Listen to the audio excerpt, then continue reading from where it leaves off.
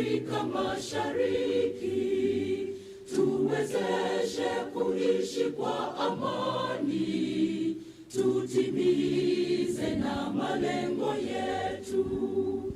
Jumuiya yetu sote tuilinde, tuajibike, tuimarike. Umoja wetu ni nguzo yetu, idumu jumuiya yetu.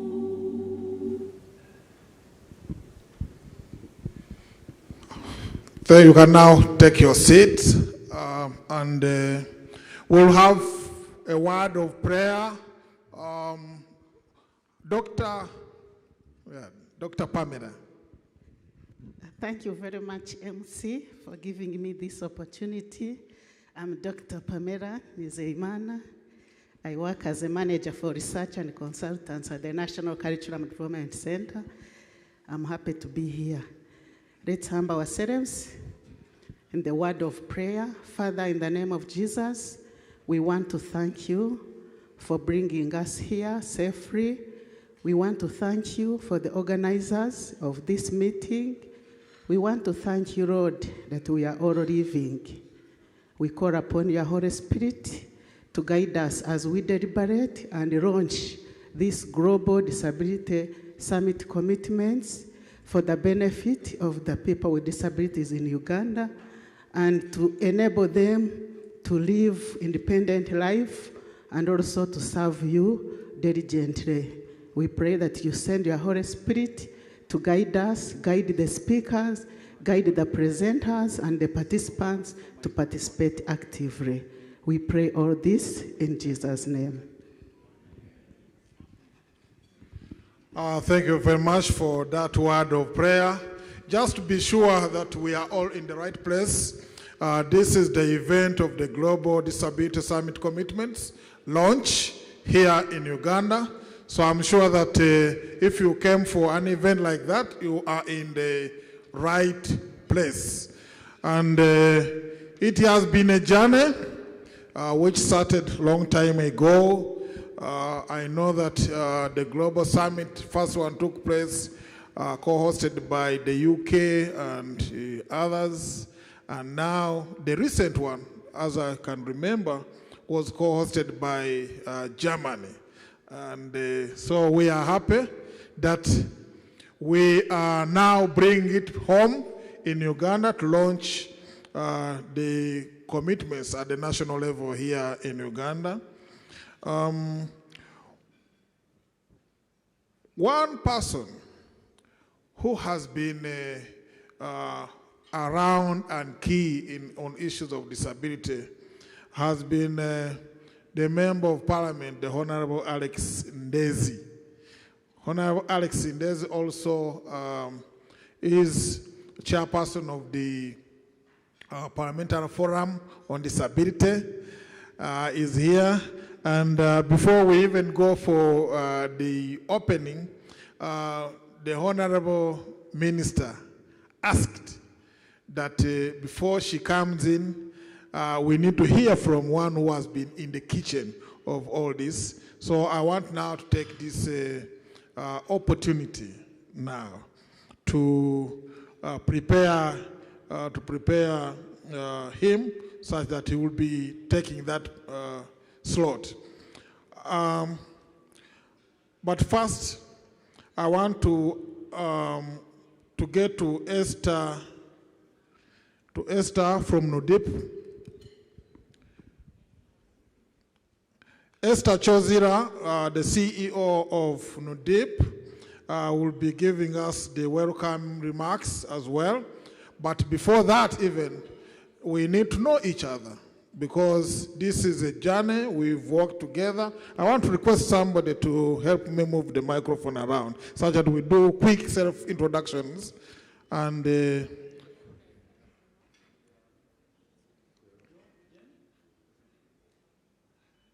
yeah, you are going to move the microphone around and then we do self-introductions and then we move like that.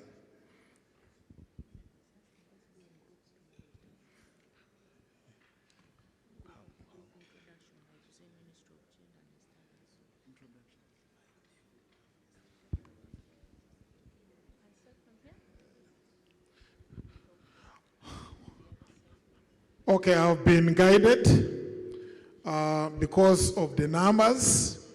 We may not go to individual introductions. I know that there's representation from different entities. We'll start from the Ministry of Gender. Those from the Ministry of Gender, rise up and wave to the Ministry of Gender.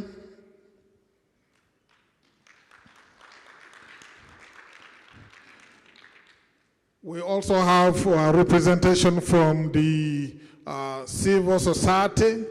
I can see big representation from the depot. Where is no depot? They are behind. You are most welcome. I can also see development partners around here represented by the different entities. I can see every representation from GIZ.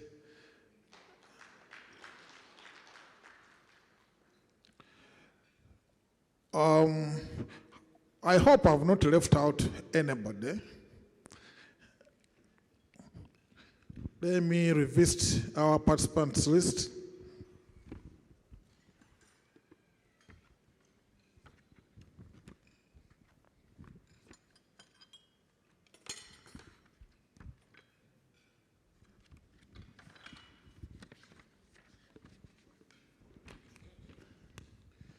Thank you very much.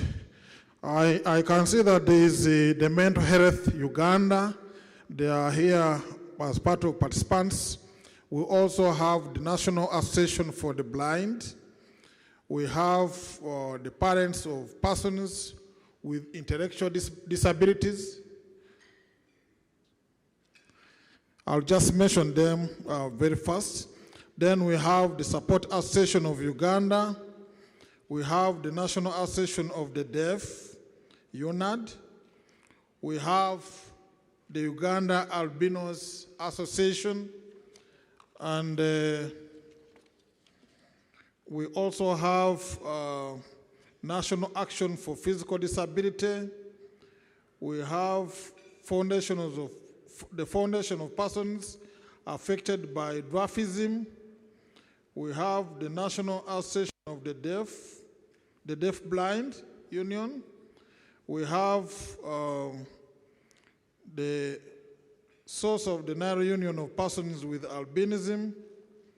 We have the Uganda Federation of the Hard of Hearing, Uganda National Association of Cerebral Palsy, and then we have Show Abilities Uganda, Albinism Umbrella, Inclusion Uganda, National Union of Women with Disabilities. So you can see quite that there is a lot of representation from all actors in this space. If I've left out anybody, I'll be coming back to that list later. So that's how we are moving so far. And after that, we'll go to Esther Chozira, the CEO of NODIP, to give us the welcome remarks.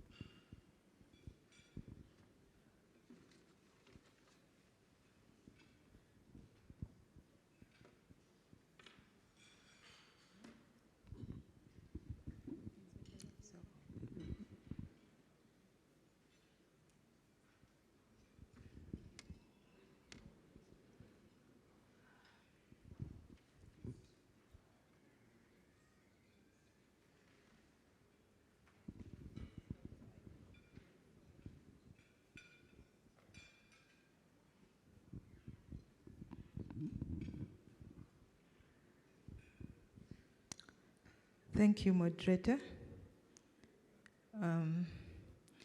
I'd like to recognize our Honorable Minister of State present, the Excellencies present, the Honorable Members of Parliament, representatives from the ministries, departments and agencies. I would like to recognize representatives from UN agencies. I also want to recognize development partners present. I want to recognize representatives from organizations of persons with disabilities. And I want to recognize all the technical team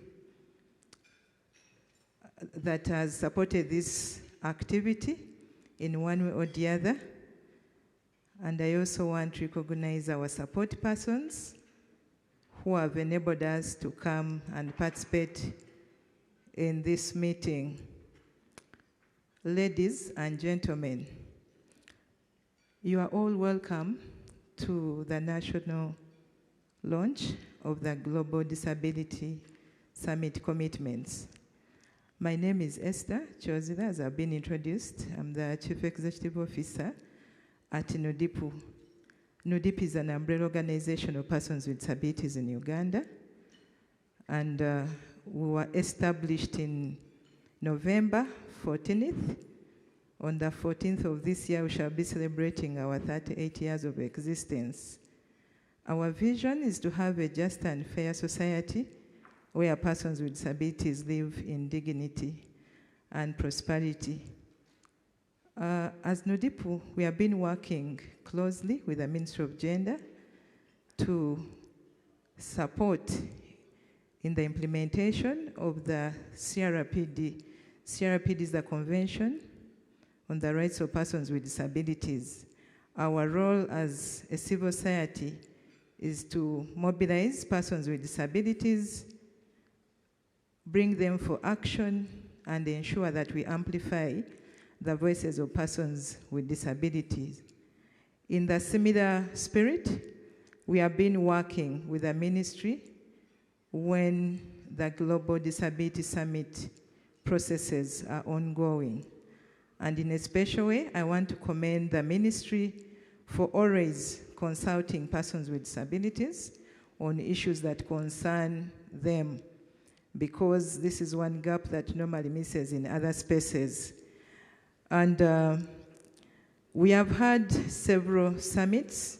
The first one was held in London. The second one was held in Norway in 2022. And the last one that we are launching today was held this year.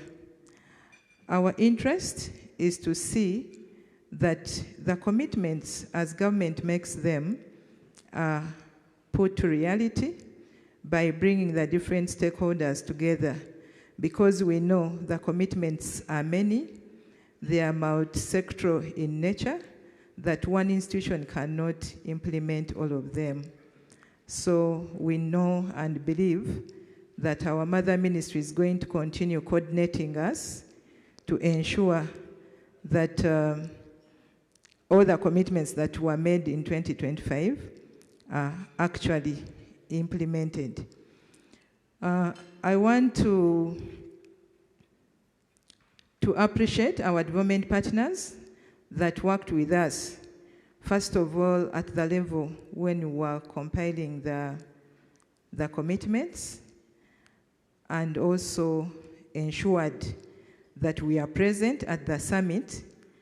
And today they are here with us to see that we are launching them for the purposes of the public, understanding what these commitments are and what their role is. So without wasting a lot of time, I want to welcome you once again and wish you very good deliberations. We look forward to seeing the commitments turning into action. I say all this for God and my country. Thank you for listening.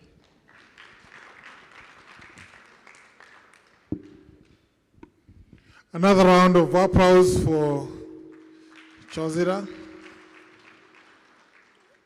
NODIPO has been all around in the struggles for people for disability, and we want to thank you for that. Also in our midst is the Ministry of Education. And the Ministry of Education is here with us. We also have the National Bureau of Statistics. They are here represented. You know, on issues of disability, we have to deal with numbers. And without WOBOS, we may not know what to plan for. So once they are here, we can be comforted that we'll have the right numbers, and then the planning will happen. At this juncture, I want to invite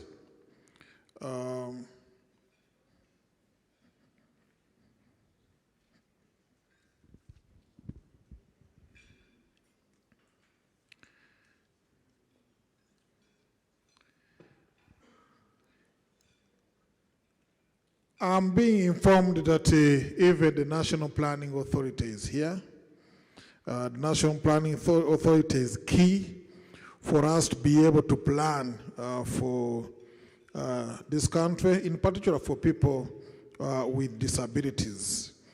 I already informed you of the presence of the ambassador, the German ambassador who is here, His Excellency Matthias Shover, and I'm also told that he has other engagements elsewhere, and but he took time to be with us here.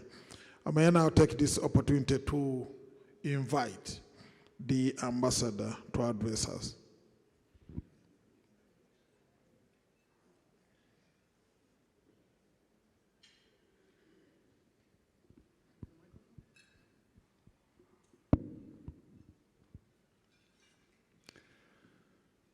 Minister of State for Disability Affairs, representatives from key ministries, departments and agencies, members of Parliament, development partners, representatives of organizations of persons with disabilities, representatives of civil society, the private sector and academia, distinguished guests.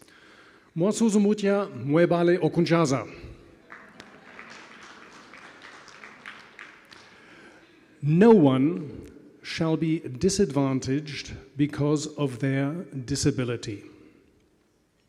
This has been part of the German constitution for over 30 years now. And ever since 2009, when Germany ratified the UN Convention on the Rights of Persons with Disabilities, we've been working to ensure that also our international cooperation includes and is accessible to persons with disabilities. Our Constitution, as well as the UN Convention, reaffirm something that should be obvious to everyone. Inclusion is a fundamental human right. It derives directly from the dignity inherent in every person by virtue of their humanity. It means it is a human right that is theirs simply because they are a human being. Yet, as obvious as this is, achieving equality remains a global challenge. Despite the progress made in recent years, persons with disabilities continue to face systematic barriers, from education to employment, from healthcare to political participation, from access to technology to social inclusion. The challenges are vast and often interconnected. In April of this year, Germany, together with the Hashemite Kingdom of Jordan and the International Disability Alliance, hosted the third Global Disability Summit in Berlin. The summit brings together governments, civil societies, the private sector, and international organizations with those who matter most, and that is persons with disabilities themselves. I am very pleased that Uganda was well represented at the summit by the State Minister of State for Disability Affairs and her team, but also by the organizations of people with disability. Germany facilitated the travel for 3 partner organizations: the National Union of Persons with Disabilities, Albinism Umbrella, and the Amputee Self-Help Network. The main outcome of the Global Disability Summit is the Aman Berlin Declaration. My colleague Alicia Vandenboom will go more into detail later, but I would like to point out one crucial element which is pitched under the slogan 15% for 15%. It is estimated that over 1 billion people worldwide live with some form of disability, and that is about 15% of the population. I know examples among my own family and friends. All actors that endorsed the Aman Berlin Declaration committed to ensuring that 15% of international development programs being implemented at the country level also pursue disability inclusion as a clear objective. Ladies and gentlemen, in Uganda, Germany has a history of supporting disability inclusion in humanitarian assistance and development cooperation. Today, I would like to share 3 examples with you: Germany's support through humanity and inclusion, the Christian Blind Mission, and what GIZ is doing. Through humanity and inclusion, Germany has been supporting the disability inclusion in humanitarian assistance. This sounds very abstract, but it is actually crucial to saving lives. In disasters, 2 to 4 times as many persons with disabilities die rather than persons without disability. Hence, it is key to ensure that humanitarian assistance is accessible to everyone. When people hear the word accessibility, most would think about ramps for wheelchair users, also important. But have you ever considered the size and shape of water containers as an accessibility issue? Try putting a 20-liter jerry can on your head when you are disabled. The only way to identify these barriers to humanitarian assistance is engaging the disability community itself. Humanity and Inclusion has done a tremendous job in Uganda to ensure all humanitarian actors are equipped to ensure this inclusive approach. The second example I would like to share with you today is the Christian Blind Mission, an organization that I've personally known for at least 40 years, very active also in Germany. With German support, CBM implemented activities in 10 districts of central, western, and eastern Uganda. They established medical rehabilitation services, inclusive education, livelihood measures, and strengthened self-representation structures. Finally, Germany, in cooperation with the European Union, supports state and non-state actors in advancing inclusive and effective governance and human rights through the GIZ Governance and Civil Society Program. The established structures enable all stakeholders to identify and address barriers to inclusion.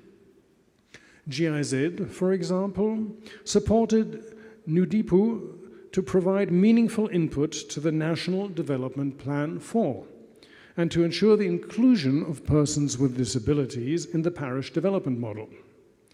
Another activity promoting the rights of persons with disabilities that is about to start is implemented in collaboration with the Uganda National Association of the Deaf.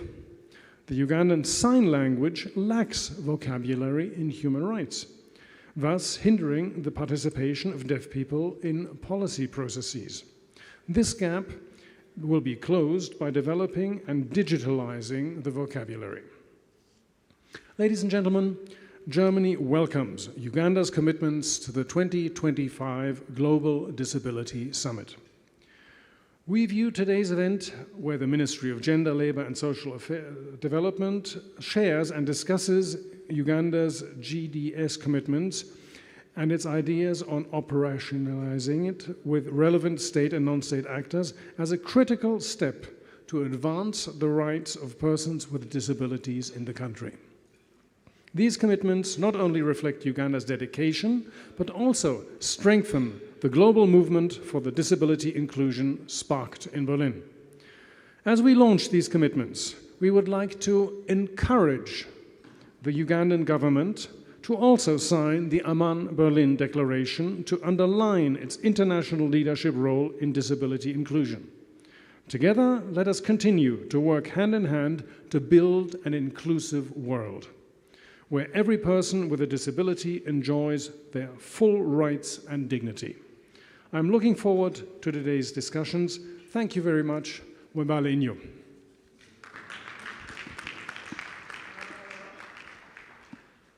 Another round of applause to the ambassador and to the people of Germany for the unending support to the disability community in Uganda. I'm also informed that amidst us is the country rep for UNICEF, who is also has come to join us. The country rep of UNICEF, Dr. Robin Nande, is with us today. We'll also have representation from the Uganda Prison Service. Uganda Prison Service is also here represented. We also have representation from the Governance and Security Program, and also from the National Curriculum.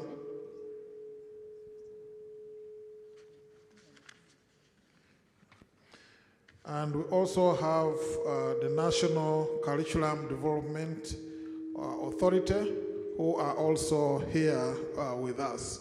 All these are very important. I know that in the disability movement, there have been issues, say for example, issues to do with sign language in classes. So we have National Curriculum Development Center. We also have the Ministry of Education here represented. We also, there have been issues of access to the different public spaces. So we also have prisons here. So with this, you can see that we are already on the move to the fulfillment of some of the commitments that we are talking about.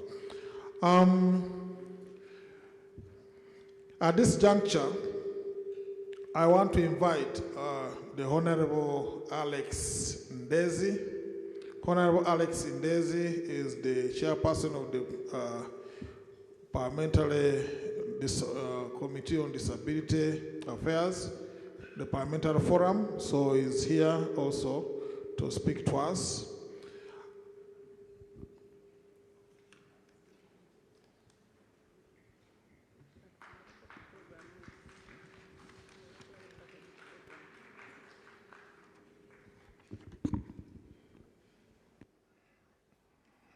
Your Excellency, the German Ambassador to Uganda, Honorable Minister for Disability Affairs in the government of Uganda, UNICEF country representative of Nodupu, of DRF, all partners, ladies and gentlemen.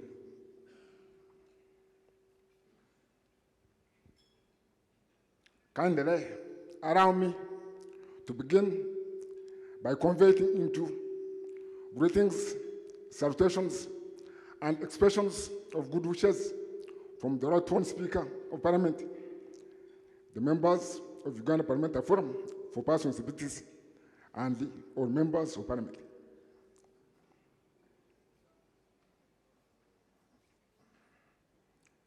We are now talking about the Global Disability Summit. We have just learned from His Excellency the Ambassador that Uganda was effectively and ably represented in this important meeting. Allow me to press on record our appreciation to the team that effectively represented us, and to welcome you back to Uganda, and to thank you for the wonderful job you did in Germany, as reflected in the documents for us. Allow me also, through the German ambassador, to thank the German people and the German government for hosting this very important global gathering. Uganda is happy to work with the people of Germany in the process of promoting and protection of the human rights of the disabilities in this country.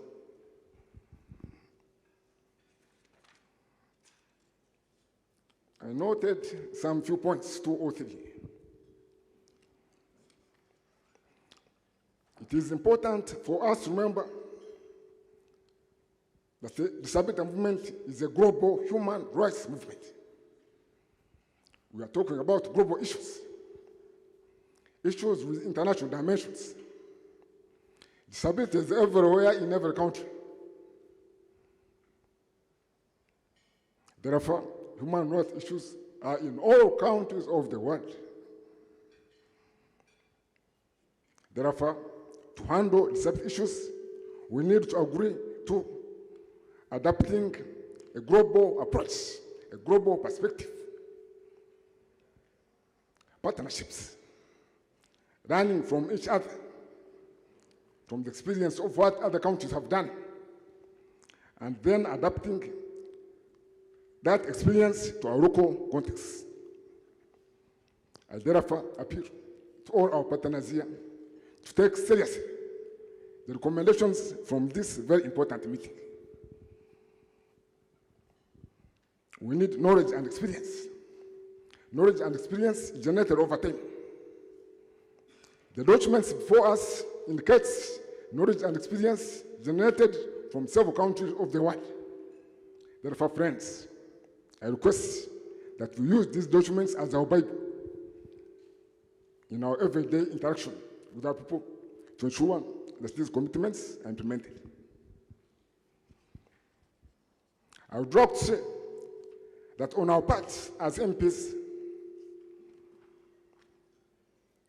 we have already agreed to adopt the recommendations from this summit as part of our work plan. I think you are aware of the mandate of Parliament. The core mandates are for legislation, budgeting, oversight, and presentation. Therefore, for all the recommendations included in the Global Disability Summit commitments, we are going to say that this becomes part of our action plan. So we are leading by example. Leading by example. Remember, all of us have a role to play. If you represent a district or a local non-government organization, we also appeal to you to ensure that these commitments become part and parcel of whatever you are doing. In this country, we have one challenge of always saying government, government, government. Government to do this, government to do this. But who is government? Government is you and me. We are the foot soldiers. If you cannot do anything at the level of a local non-government organization, it means that people will do nothing at national level, and the government will also do nothing. Therefore, our appeal is that for each and every one of us, me and you, from family level, we should go back and talk about these commitments so that we are able to achieve final implementation of these recommendations. Second, I would pray that this launch is not the last. If possible, we should have annual reviews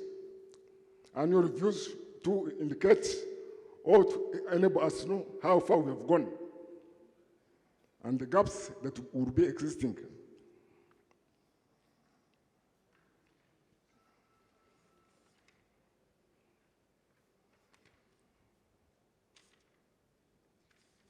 So, in conclusion,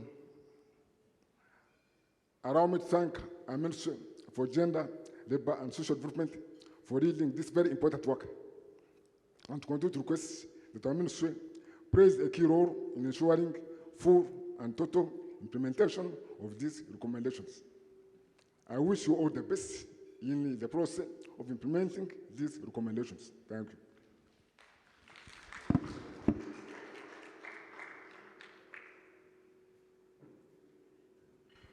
Thank you very much. Another round of applause to the Honorable Alexi Ndezi. You know, it all comes to funding. When you talk about commitments, implementation requires funds. And so you need advocacy at the highest level of Parliament, and with the Honorable Alexi Ndezi present there, and a couple of other people from the disability movement, nothing can fail. And also, in cabinet, there's representation of people from the disability movement. I want to take this opportunity now to invite the Honorable Minister, Honorable Minister Samuel Helen Grace will be speaking to us, and immediately after that, we'll have a photo moment. We'll have a photo moment because I know people have other commitments and we don't want to miss out in the history as it is made here.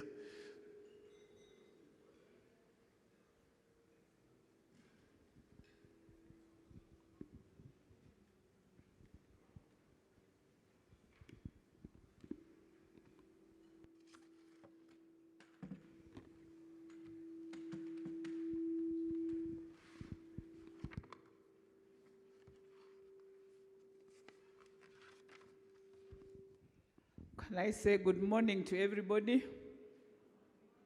Good morning. This should be a happy day. People took breakfast. I expected an excitement. Can we clap for all those who have talked before me? Can we clap for them again?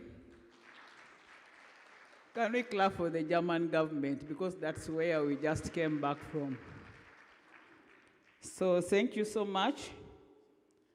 My name is Samuel Helen, as already introduced as the minister, but I'm also a member of Parliament representing people with disabilities. The MC said people with disabilities are represented in cabinet. They are not people. I am alone in cabinet. And in cabinet, you have to do teaching and explaining about disability, because people take it to be an obvious thing. So you have to do a lot of lobbying and ensure that things of disability are understood by that cabinet to enable it to move. Otherwise, sometimes they think we're expensive, sometimes they think it is bothersome, but I think we are striving and moving on ahead.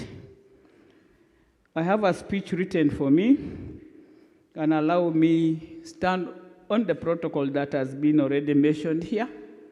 But in a special way, I want to recognize His Excellency the Ambassador. Thank you for being here present yourself. The people who came to brief us on your behalf before we went to Germany gave us a very good speech and said you are standing with us, and we want to thank you. Can we clap for Germany? Because they are the ones holding this responsibility with the government of Uganda. On behalf of the Ministry of Gender, Labour and Social Development, I want to bring greetings from my senior minister who would have been here. But as you are aware, the period where we are in and out looking for our votes and ABCD. And on my own behalf, I want to welcome you to this breakfast meeting where the government is partnering with the GIZ, National Union of Disabled Persons of Uganda, Humanity Inclusion, to launch Uganda's third Global Disability Summit commitments. As you may be aware, in 2018, at the inaugural Global Disability Summit held in London, Uganda made and launched the commitments to disability inclusion on 4 thematic areas.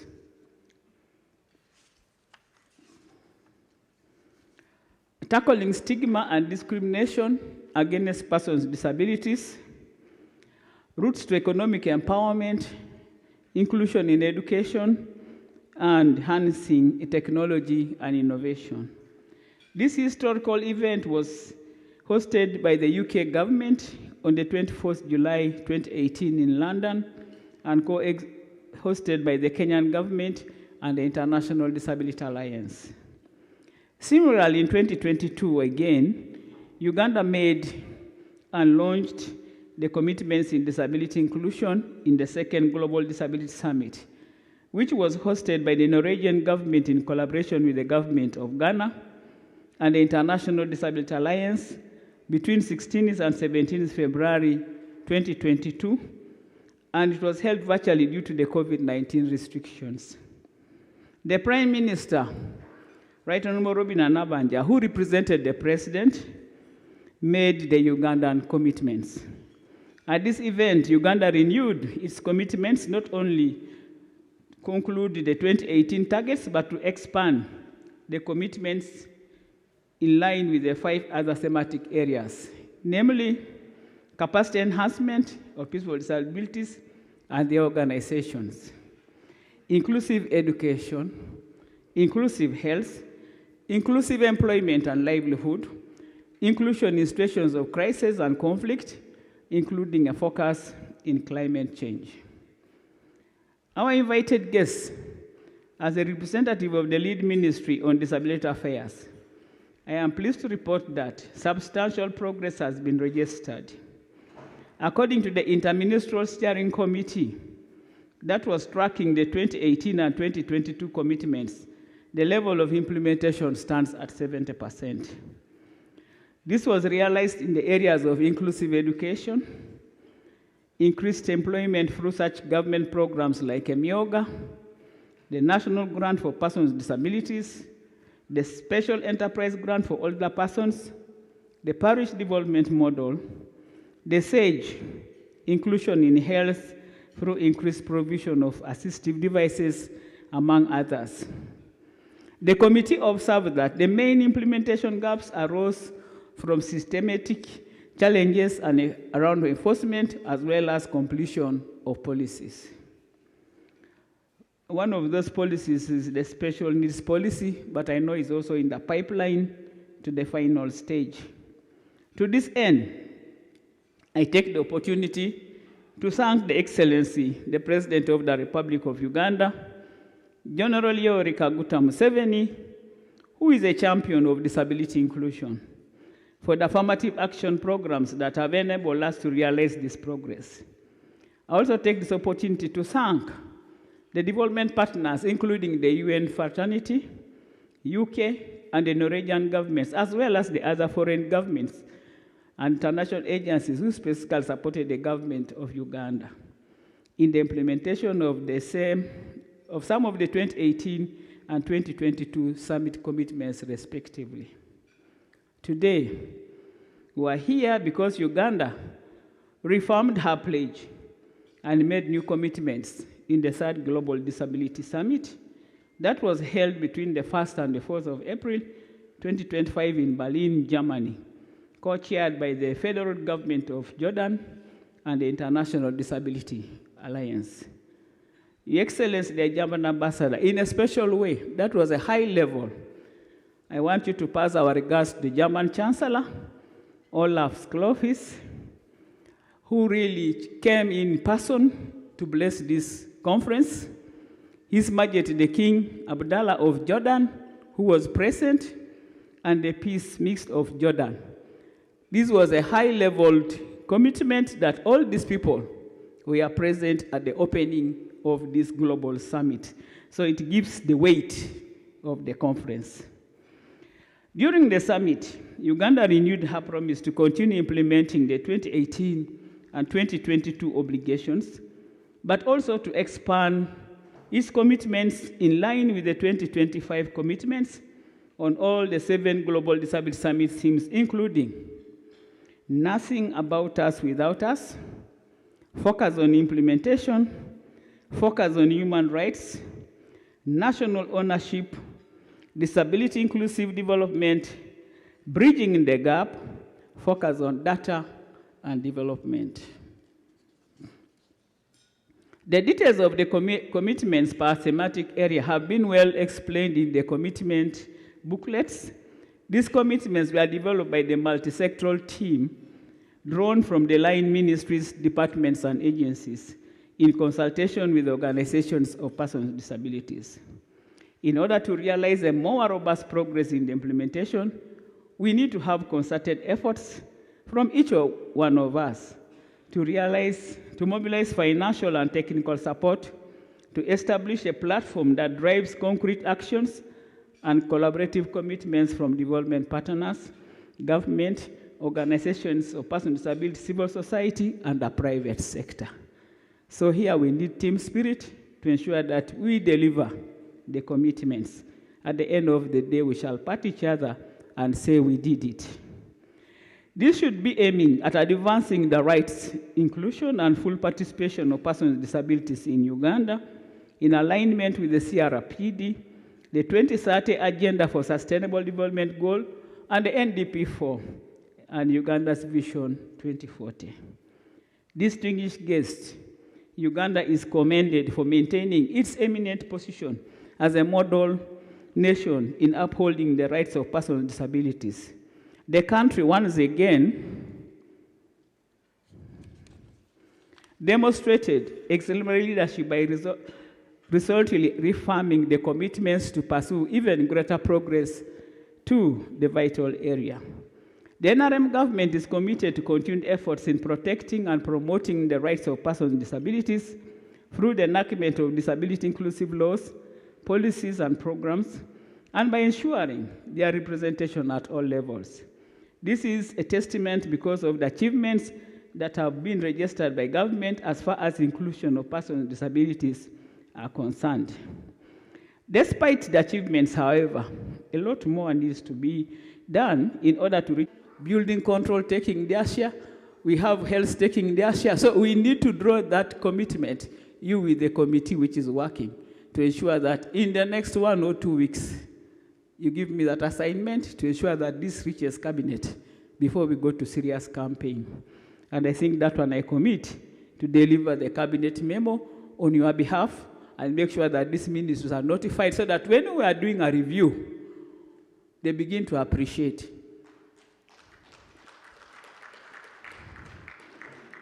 I remember when I gave a review of the last one of 2022, one of the ministers asked me, but you gave me a little percentage. And I said, this is what you did. Do better, and then we shall give you a better percentage. So we need to give them information from the start, and then when you do the review, they do not have reasons to again to say, I did not know that this was done. So we need all the departments, ministries, department agencies to take their responsibilities. When I was seated there, somebody said, prison is here. And I said, you know, prison and the police do not know they are deaf people. So usually when they collect them, they just push them in because they don't have services of sign language. At least I'm happy with the police. They are now recruiting the police in Chambogo to have sign language interpreters. Because when you get a case when you are deaf, especially where we are going, sometimes they take people in a mass because of a political activity. So a deaf person can be taken in the wrong way.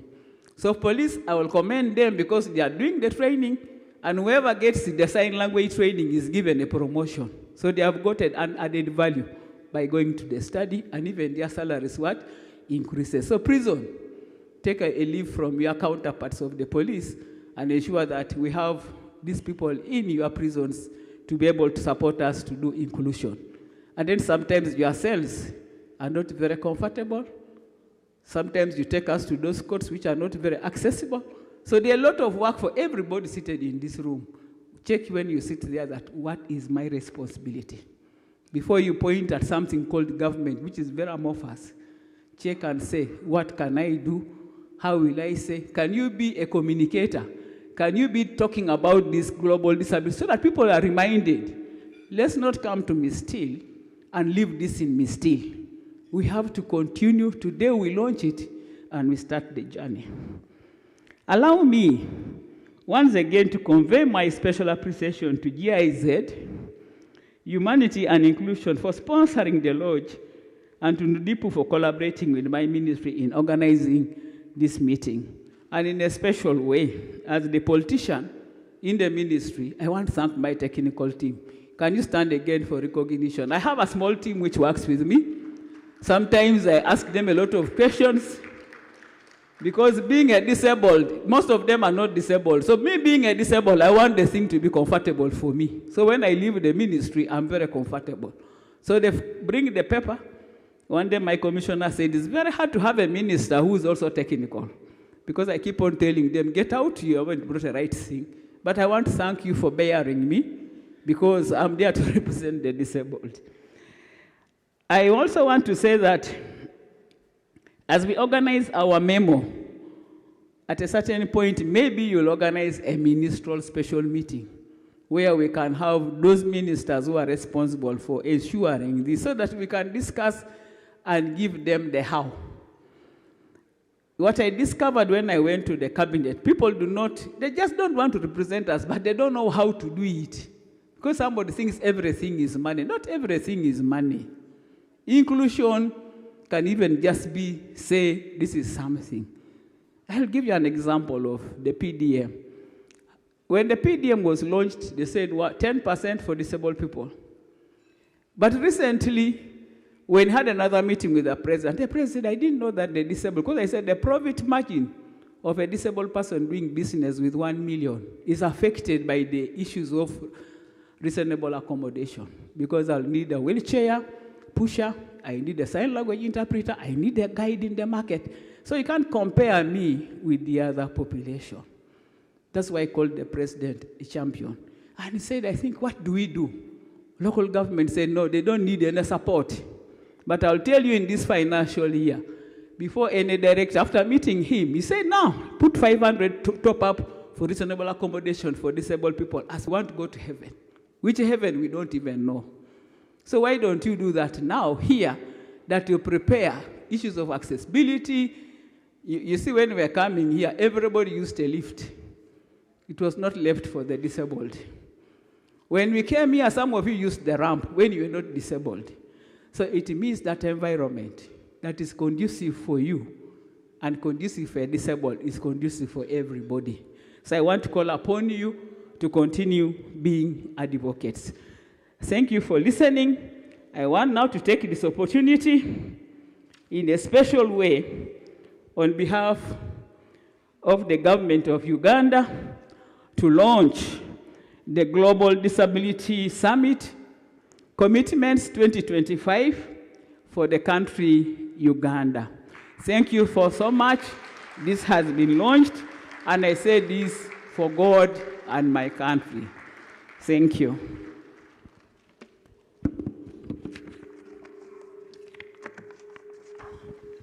Quite a lot of goodwill from government, even from the highest office. The Honourable Minister mentioned the contribution of government as manifested within the budget. Okay, can I launch again, because the news people want to get it well?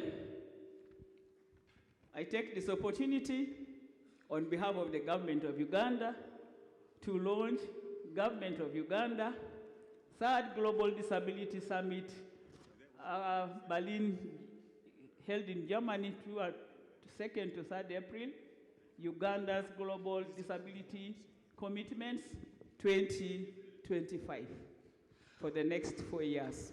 Thank you. Honourable Minister, we have a ceremonial event. We have a dummy which will be for signing, which will move, I think, here in the center for purposes of signing. In this vein, I want to invite the ambassador, the German ambassador, the CEO, NUDIPU, I can also the Commissioner Prosper, Honourable Member of Parliament, Alexi, to please come for this, and then we witness the signing of these commitments.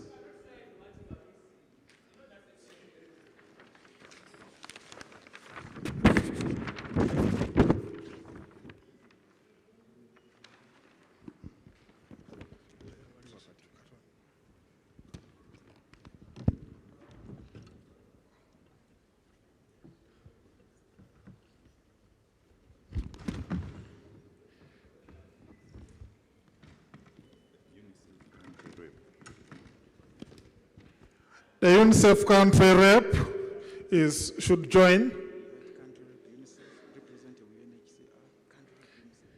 The country rep, UNICEF, the representative of UNHCR, please join for the signing.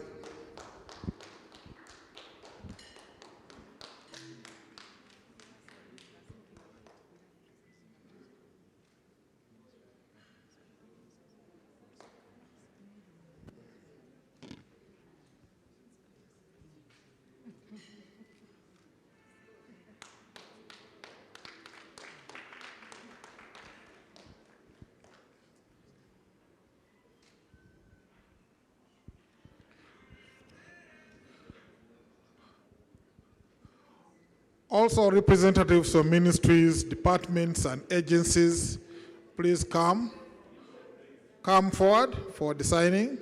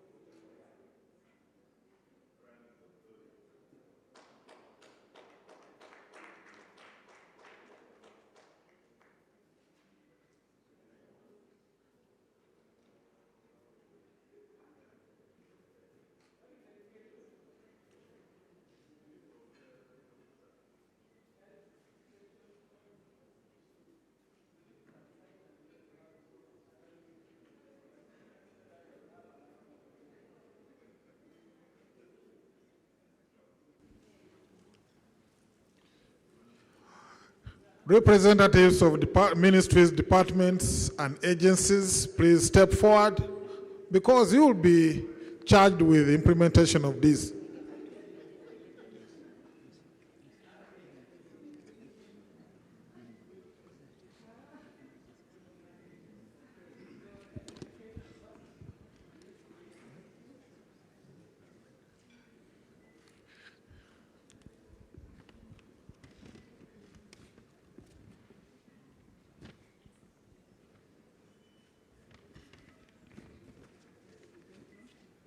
Humanity inclusion. Okay, please do step forward and sign.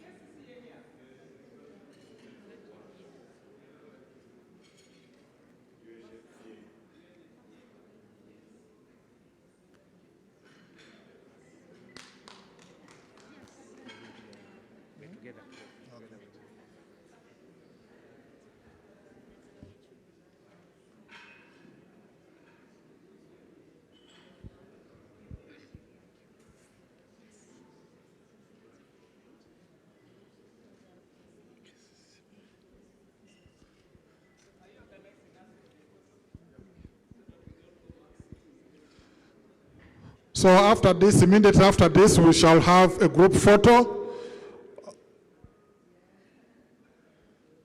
The camera team should be ready because we want to do it immediately after this.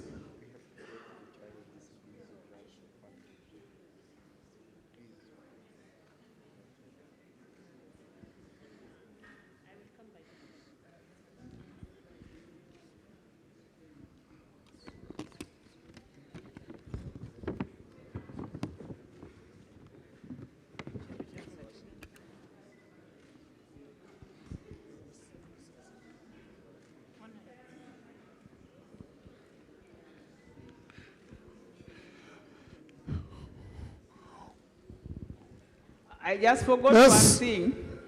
I want on behalf of the ministry to invite all of you to Mbarara on the 26th. We shall be having the Deaf Awareness Week. And those who can afford to be there, let us be there. This time we have a guest of honor who is unique. We have brought the Attorney General. He's the one in charge of the laws of this country. So he's going to be our chief guest so that we can begin engaging people like that to begin understanding our issues. So you are most welcome to Mbarara on behalf of UNAD, but I'm doing it on behalf of the government of Uganda because we are working together to see that you come and join us in Mbarara. Thank you. So it's time for the group photo, and I think all of us should come and join this. Behind, we shall have two.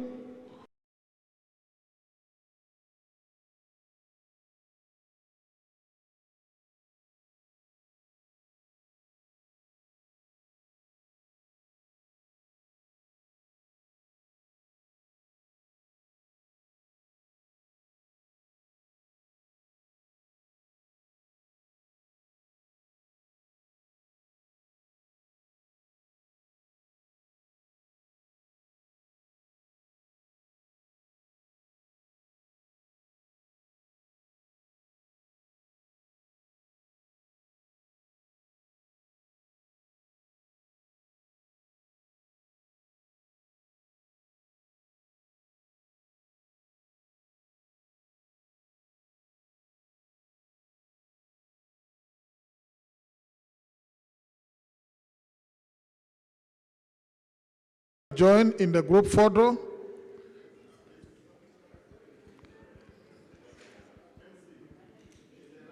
There is a line behind people, there is still space. You can even stand on the podium. You can even stand on the podium for visibility.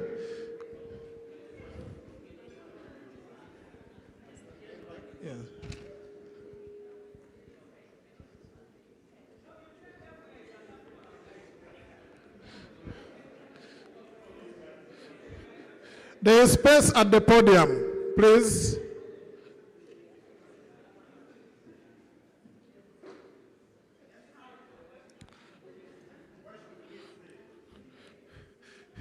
It's a cheers. Cheers. You can even say Feni.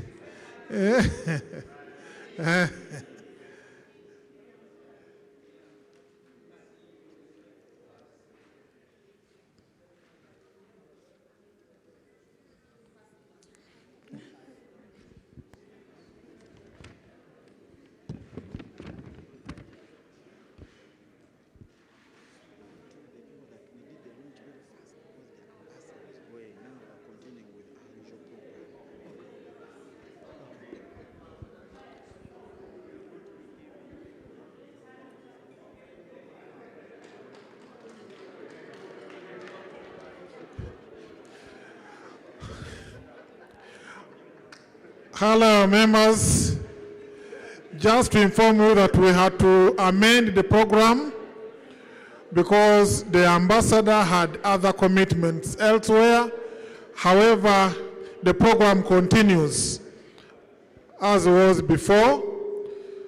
Just in case you want to visit the washrooms, they are just on the right side as you get out of this hall.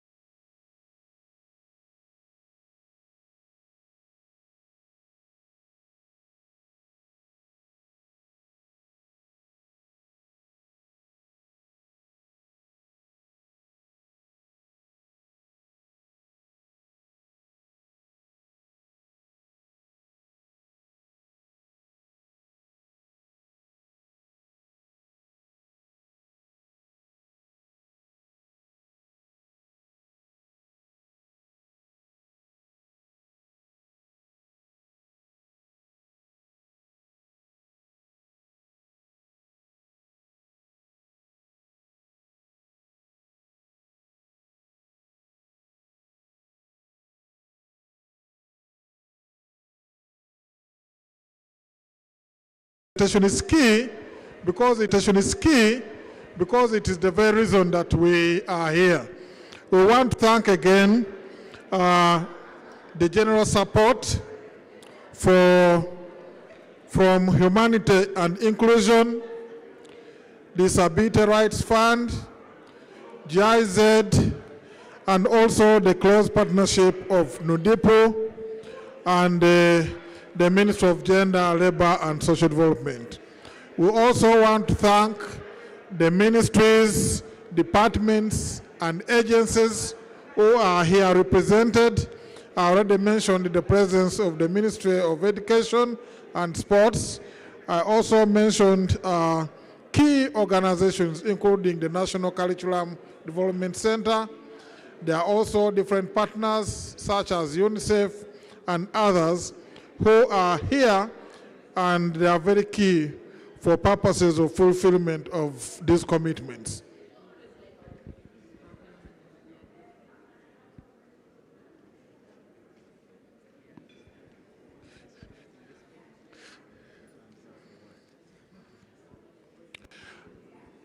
Participants, can we resume our seats and continue with the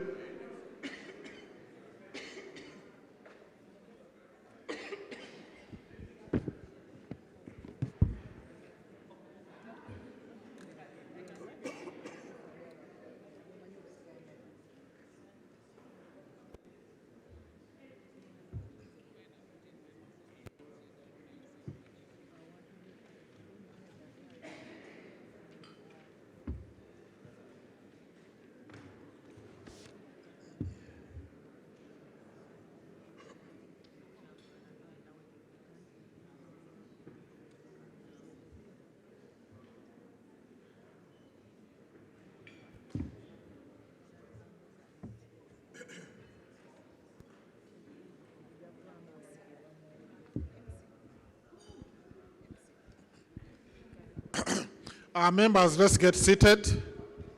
Let's get seated. We are in the process of distributing the GDS booklet. We are distributing the GDS booklet, and we shall be going for the Aman Declaration.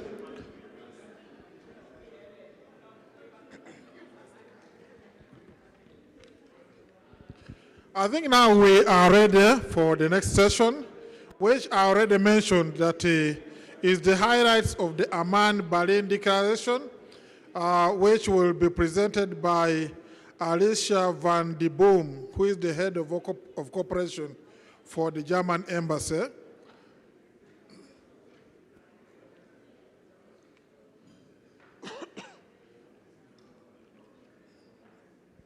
I want to request all of us to resume our seats because this is a very important presentation.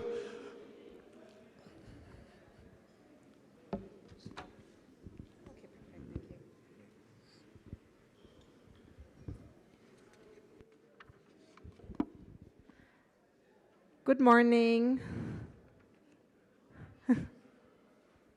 I hope you all had time to grab a tea or a coffee. Very good. Then we can, I think, resume.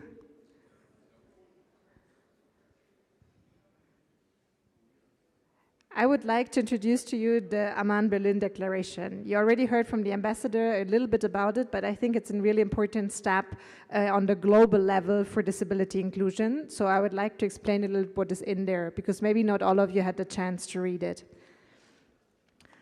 It's called Aman Berlin Declaration because it comes from the last Global Disability Summit that was, as you heard, held in Berlin in April, but it was co-hosted by Jordan.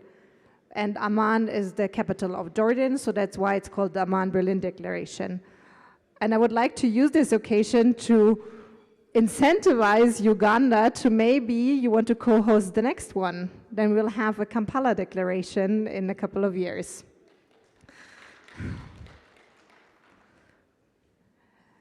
I'm not sure who's controlling. You're controlling? Okay. Can you go to the next slide, please? Thank you very much. So the Aman Berlin Declaration is a political declaration, and it is a breakthrough in the realization of the rights of persons with disabilities, as it is outlined in the Convention on the Rights of Persons with Disabilities. So far, the Aman Berlin Declaration has been endorsed by 100 governments and organizations from around the globe. But why did we need another declaration? I mean, we have the convention. Why do we need another political document on the global level? Because disability inclusion is still not in the focus of development cooperation. There is, first, lack of CRPD alignment. What does that mean? That means that disability inclusion is not mainstreamed in development cooperation and in humanitarian assistance. And then the second issue that the declaration aims to address is a lack of targeted measures. Only 5 to 7%, and we're not good with the statistics, of the development cooperation projects target the inclusion of persons with disabilities. So in 2020, there was a marker introduced. For those that are more familiar with development cooperation, there's markers for specific issues like gender, and now since 2020 we also have one for disability inclusion. But not everyone uses it yet, so our data is not very good. But what the data tells us is there's 5 to 7% target disability inclusion. And the ones that have as the principal objective disability inclusion, that means a marker of 2, that's the second bullet you can see here, is 0.2%. This is, for example, projects for inclusive education. So you can see this is really not a lot. And then the one that have a score of 1 are the ones that have disability inclusion as a significant outcome, for example, fully accessible infrastructure. And I think we can do a lot more here. I mean, you heard it from the minister before. This relates also to all the health projects, to the education projects, to all the buildings that are financed by development cooperation. They should include accessibility, and then they will appear here in the statistics. So the Aman Berlin Declaration aims to address both of these deficits. And it is endorsed by governments from the global south and the global north, as well as UN agencies, international financial institutions, and other donors, like foundations, for example. So what is in the declaration? We have 2 key messages. This is the first one. That is the mainstreaming target. That means that all development programs have to systematically address the rights of persons with disabilities in their design, implementation, monitoring, and evaluation. Then the second key message is that we need targeted interventions. So 50% of development programs at the country level have to address disability inclusion as an objective. We have to increase our efforts by focusing current resources on disability inclusion and dedicating more resources to this purpose.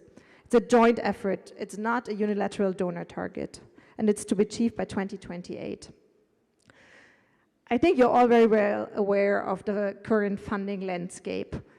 And unfortunately, we cannot expect that there will be a strong increase in development cooperation funding in the next years.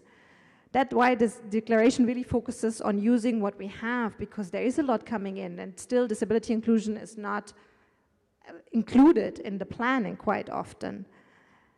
And this is why we have this 50% target now, and it is on the country level. What does that mean? That means that Uganda should look at its development cooperation portfolio and see if 50% of the development cooperation has disability inclusion as a target. It is not for Germany as a donor to say, like, globally we have a 50% target, because then you might have a country that has maybe 50% and a country that has 0, and that is not the goal. The goal is to have it in every country, and that is why we look at the Uganda level to see that all development cooperation coming in by all the development partners have 15% for disability inclusion. So why is it 50%? I mean, it sounds really nice, 15 for the 15. It's catchy, but that is not the main reason why 50% was chosen as a target. 50% was chosen because it's sufficiently ambitious, but is also realistic. At the moment, there's about 7% for disability inclusion. So 15 is doubling what we have been doing. But we also see that around 10% of the countries in the global south already have more than 50% on disability inclusion. So we see that in some countries it works, it's possible. And now we want to do it in every country. So how are we going to implement and monitor the 15%? As I mentioned, it's a joint effort. It's the partner countries, it's the donors, it's the UN agencies, and all other development partners.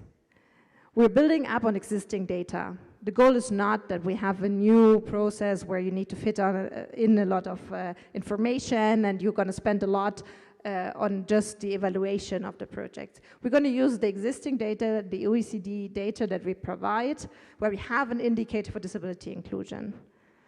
So it's easy to track it. And then hopefully by 2028, we will see that we reach the 15%. So why are countries asked, or countries and organizations asked to endorse the declaration? Because it is a strong international signal. It shows that we are committed to disability inclusion. It's a strong signal to civil society, to organizations of peoples with disabilities, and to the development cooperation in general. So where do we go from now? The first thing is to screen the portfolio, to see how we are doing now and where do we need to improve. And of course, we always, in the whole process, we have to be in touch and consult organizations of persons with disabilities. I'm very happy here in Uganda, there's a very strong relationship between the ministry and organizations of people with disabilities, and also with the development partner community, and I think we can really build up on that. So who has endorsed so far? 74 governments have endorsed the declaration. You can see the names on the website. As it was mentioned by the ambassador before, Uganda is not yet, has not yet endorsed the declaration. But there's a number of countries in the region. Kenya, Tanzania have endorsed. Then there are 19 regional organizations and UN entities. For example, UNICEF was represented here today, but also UN Women and UNDP. And there are 7 support letters by the national financial institutions, for example, the African Development Bank, who's also active here in Uganda.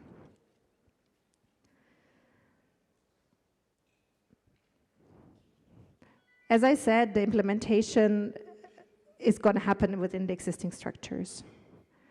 There's not going to be new structure. And the receiving countries, the ODA receiving countries, are in the driving seat. So Uganda is in the driving seat to really make sure that this declaration is implemented. But there is offer for support in that. We're not just finger pointing at Uganda saying, please do that now. Germany, in cooperation with UNICEF, the UN Global Disability Fund, and GIZ, has set up a joint help desk. And this help desk can support countries that endorse the declaration. So once Uganda has endorsed the declaration, they can get in contact with the joint help desk and ask for support in, first of all, analyzing the existing portfolio, providing training for everyone involved on the 15% target. What does it mean? How do we measure it? And then there's also the possibility for on-demand country-specific advisory services that are tailored to the requests and the needs of the country. And if you manage to get the 15% of development cooperation funding in Uganda for disability inclusion, there will also money for the commitments, obviously. Because then if you have the health project that now is fully accessible, that is in line with the national commitments that we launched earlier today. So it is interrelated. It might seem like 2 different tracks, but actually this is the Aman Berlin Declaration is the one that is going to bring the money in disability inclusion. So I really hope that we can work together, first of all, that maybe Uganda decides to endorse the declaration, and then we can make it work here on the country level, because Uganda has been on the forefront on the global level in disability inclusion, and this would be a great opportunity to really show how far we have come and how far we can still go. So I would like to thank you and close now for the declaration. You have an idea what it is. There's a website where you can get a lot more information. If you need more, where you can find the declaration, also in all accessible formats. You can find who signed, and you can then also... The hard-working technical team within the ministry helping move things around. And I know that part of the delegation to Berlin was also Commissioner Prosper. So he's going to talk to issues that he was part of in Berlin. Commissioner Prosper Muhumuza, you are welcome.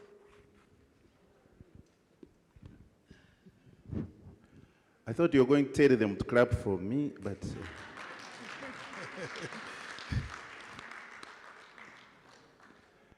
Ladies and gentlemen, allow me to stand on the protocol already mentioned. Prosper Muhumuza is my name. Sometimes I prosper, sometimes I go in the reverse order.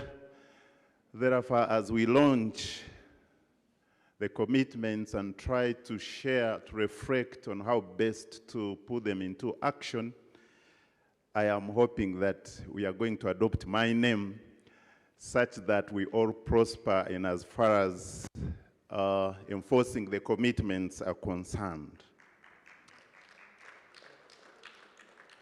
We are two presenters, the Permanent Secretary Minister of Gender, Labor and Social Development, here represented by Prosper Muhumuza, and Permanent Secretary Minister of Health, here represented by Dr. Jimmy. So I'm going to present the first half of the presentation, sort of the intro, and then Dr. Jimmy will go into the details of the commitments. Ladies and gentlemen, the Global Disability Summit, many countries globally have committed, others are yet to commit, but we are proud as Uganda that in 2018, when the baby called Global Disability Summit came to the world, Uganda was among the countries that committed to nurture the baby, and we have walked the journey, and the baby is now mature. The Global Disability Summit commitments basically were to amplify the implementation of the UN Convention on the Rights of Persons with Disabilities, and that's why in 2018, countries gathered in London to commit on how to accelerate implementation of the UN Convention on the Rights of Persons with Disabilities. A flashback in 2016, all of us know that UN member countries committed that enough is enough. We can't continue to leave persons with disabilities behind. The barriers had become too many in Europe, in America, Asia, Africa, name them. The Honorable Minister has alluded to the fact that sometimes and historically, most of us have looked at disability as a disease. Why can't he go to the doctor and they correct the challenge that the person has and the person is better? But from the social rehabilitation, social therapy point of view, disability is beyond a disease. Disability is beyond medical. There are disabilities we can't prevent. Even if you vaccinated 100.00%, there are disabilities that will still occur. This calls for a lot of understanding, a lot of efforts, that disability does not require sympathy, disability requires empathy, disability requires all of us to join hands, do what we can prevent, and then rehabilitate and support the different aspects of life that persons with disabilities require. We already had the commitments that were made in 2018. I will not repeat them. We also had the commitments that were made in 2022. I will not repeat them. But what I want to repeat is this. I hope the journalists won't quote me now that the minister has left. What we see as technical people is that the implementation moved 70%. However, we are seeing it regressing back. Why? When we quickly enrolled learners with disabilities in school, retention and completion, we are doing badly. So if today we conducted another evaluation on the commitments of 2018 and 2022, I am scared we are no longer at 70%, ladies and gentlemen.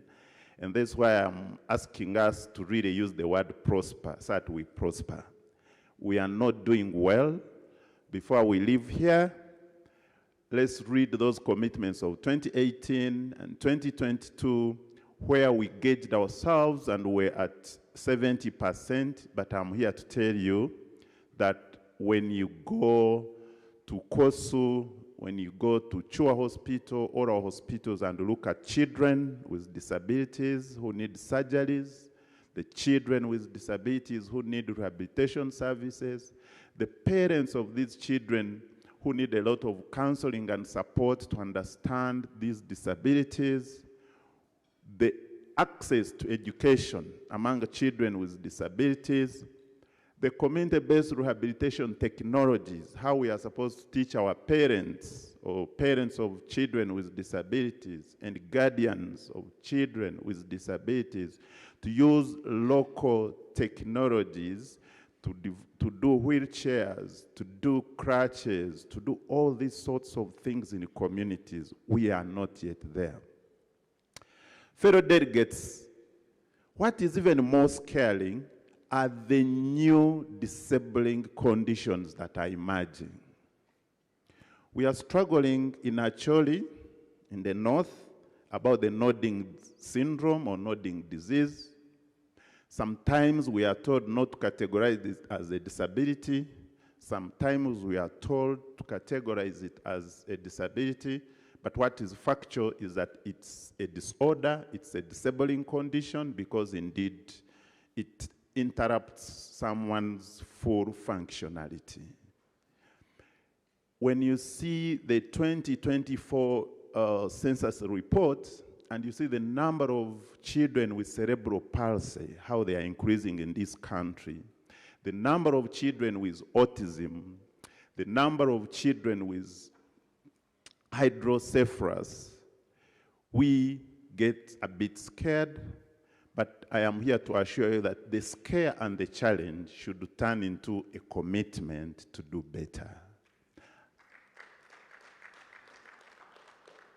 I am here to pledge on behalf of the technical team of Ministry of Gender, Labor and Social Development, which is the coordinating entity for all the ministries, departments, agencies, and local governments, that we are going to provide an enabling environment for every stakeholder in this country, so that we hold each other's hands and ensure that we accelerate the implementation of these commitments.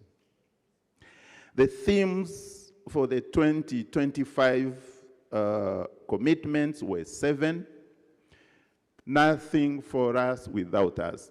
Ladies and gentlemen, let's underline the word nothing. Nothing for us without us. Apart from that, theme number 2 said focus on implementation. Why? Globally, when we committed in 2018 and 2022, the organizing committee of the 2025 summit acknowledged that the previous commitments were regressing, and therefore they put a second theme on focus on implementation. Let's not just be rhetoric, let's not just make speeches, but let's focus on implementation, ladies and gentlemen. Number 3 is that as we focus on implementation, let's not forget rights. before we leave this hotel, can someone tell the management of this hotel that this is not reasonable accommodation? Whoever booked this venue, before we leave here, let's be action-oriented. We tell the management here before we leave, we do a quick check of the hotel, and before we know, we shall prosper. Number 4, the other theme was that there should be national ownership. It should not be Ministry of Gender alone, it should not be civil society alone, it should not be development partners alone, it should not be UNICEF, because at one point we had given all Ugandan children to UNICEF. But later on, when Dr. Robin came, he said, no, the children belongs to Ugandans.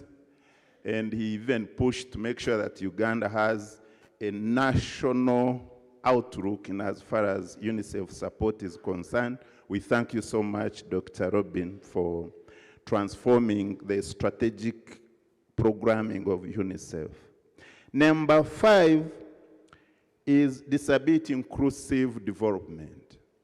That disability should be mainstreamed in other areas. We hate the word mainstreaming because sometimes what is mainstreamed or what is cross-cutting tends to get lost, but here we are intentional. Let's not just mainstream, let's do targeted inclusion of disability issues. Number 6 was to bridge the gaps. So we are bridging the different gaps. We are ensuring that persons with disabilities are supported in allocation of resources, in ensuring that when we are staffing and there are gaps, we are working on the employment quotas for persons with disabilities or employees with disabilities. And we are hoping that we start at 5%, that each workplace should have at least 5% of employees with disabilities.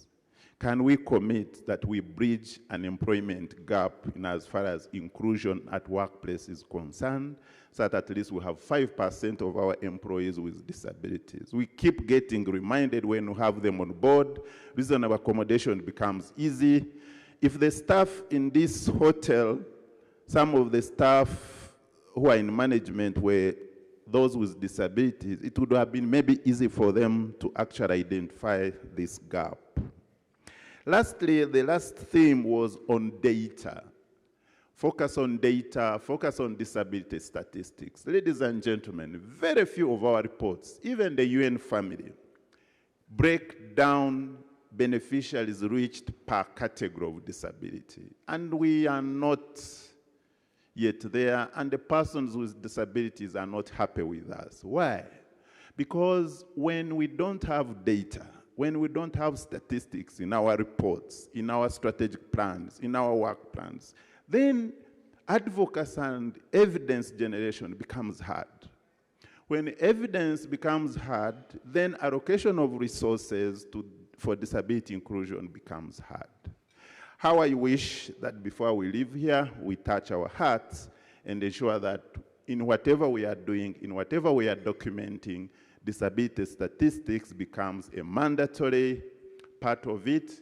Our M&E sections in our different agencies are trained on disability inclusion, are trained on the different categories of disabilities, and are trained on how to capture data on persons with disabilities. Lastly, ladies and gentlemen, the objectives of the 2025 summit were to raise global attention on disability inclusion, including Uganda. And we are here to do that. Thank you so much for coming to listen, and not only to listen, but to go home to take action. Number 2 of the objectives of the 2025 Global Summit commitments was to build ownership, but also, and more importantly, build the capacity of organizations of persons with disabilities, the OPDs. The OPDs, let's put our hands together to appreciate them. Thank you so much.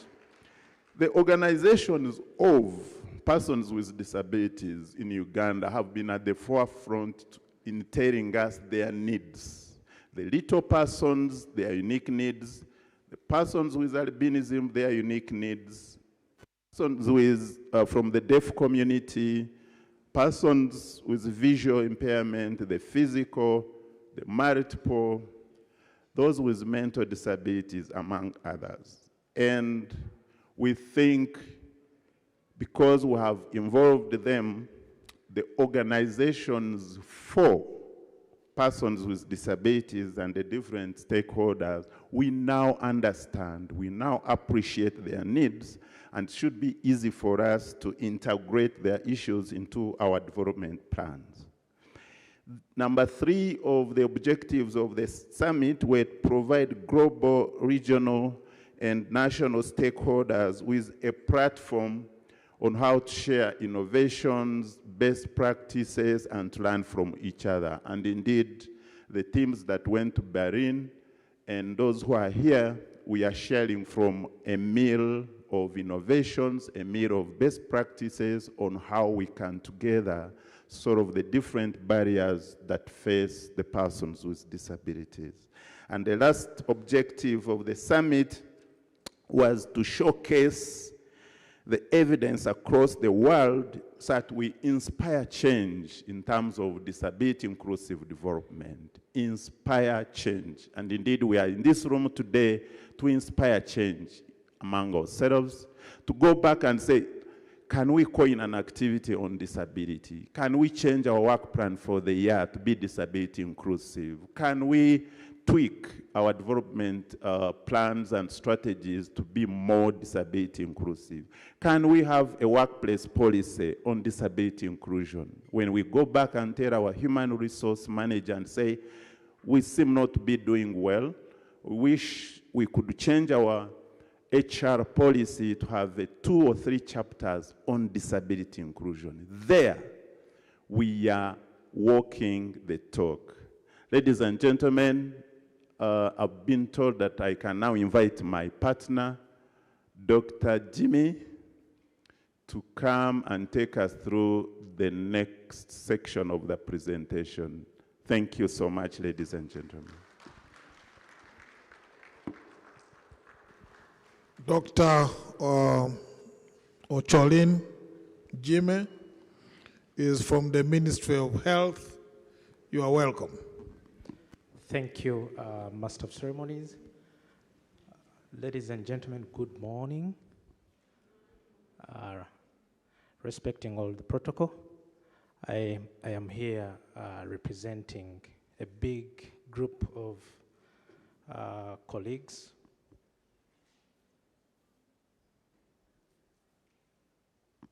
A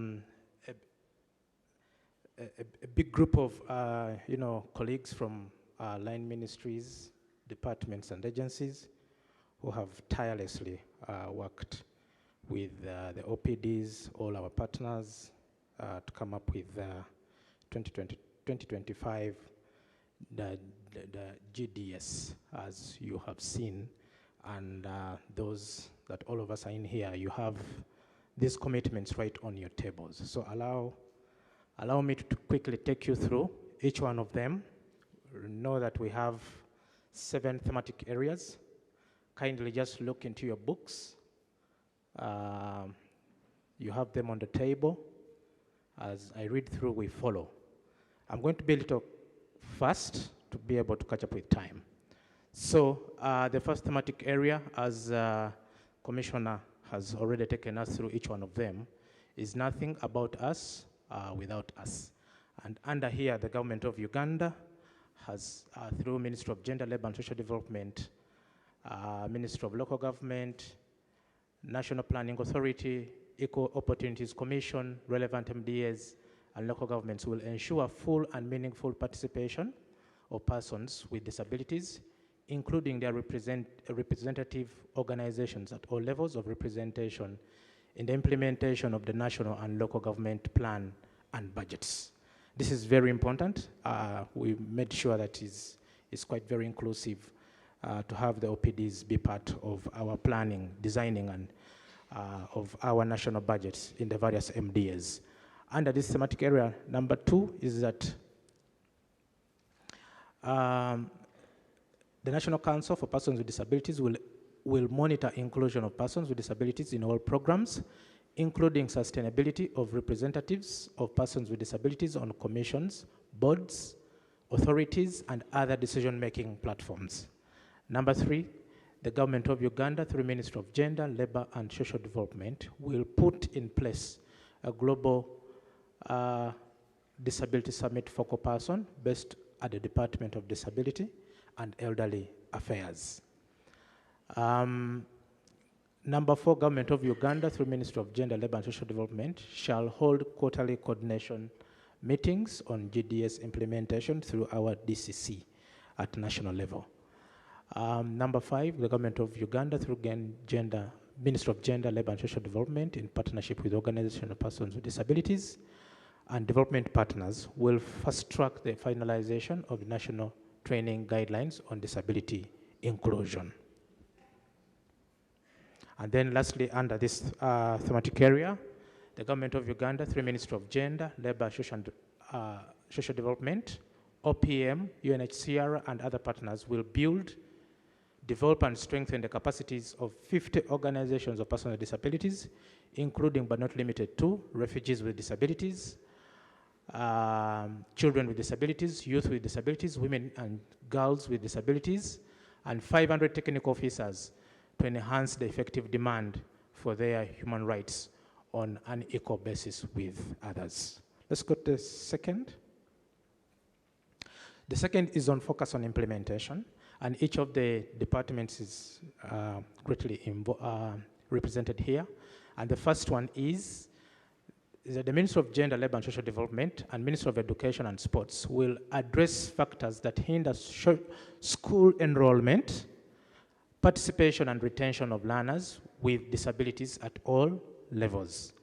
The second is that Ministry of Gender, Labour and Social Development and Ministry of Education and Sports and partners will fast-track the finalization of a study on the state economic situation of families of children with severe and multiple disabilities and disseminate the findings to various stakeholders to inform actions.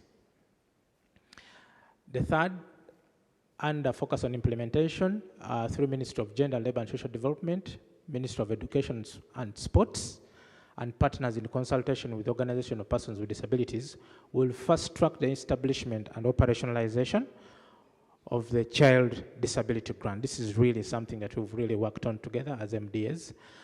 Government of Uganda, through the Ministry of Health, will develop and implement an up-to-date mental health and substance abuse strategic framework and relevant guidelines. This is something that we are at the tail end as the Ministry of Health, finalizing actually the development of regulations about around the full operationalization of the Mental Health Act 2019.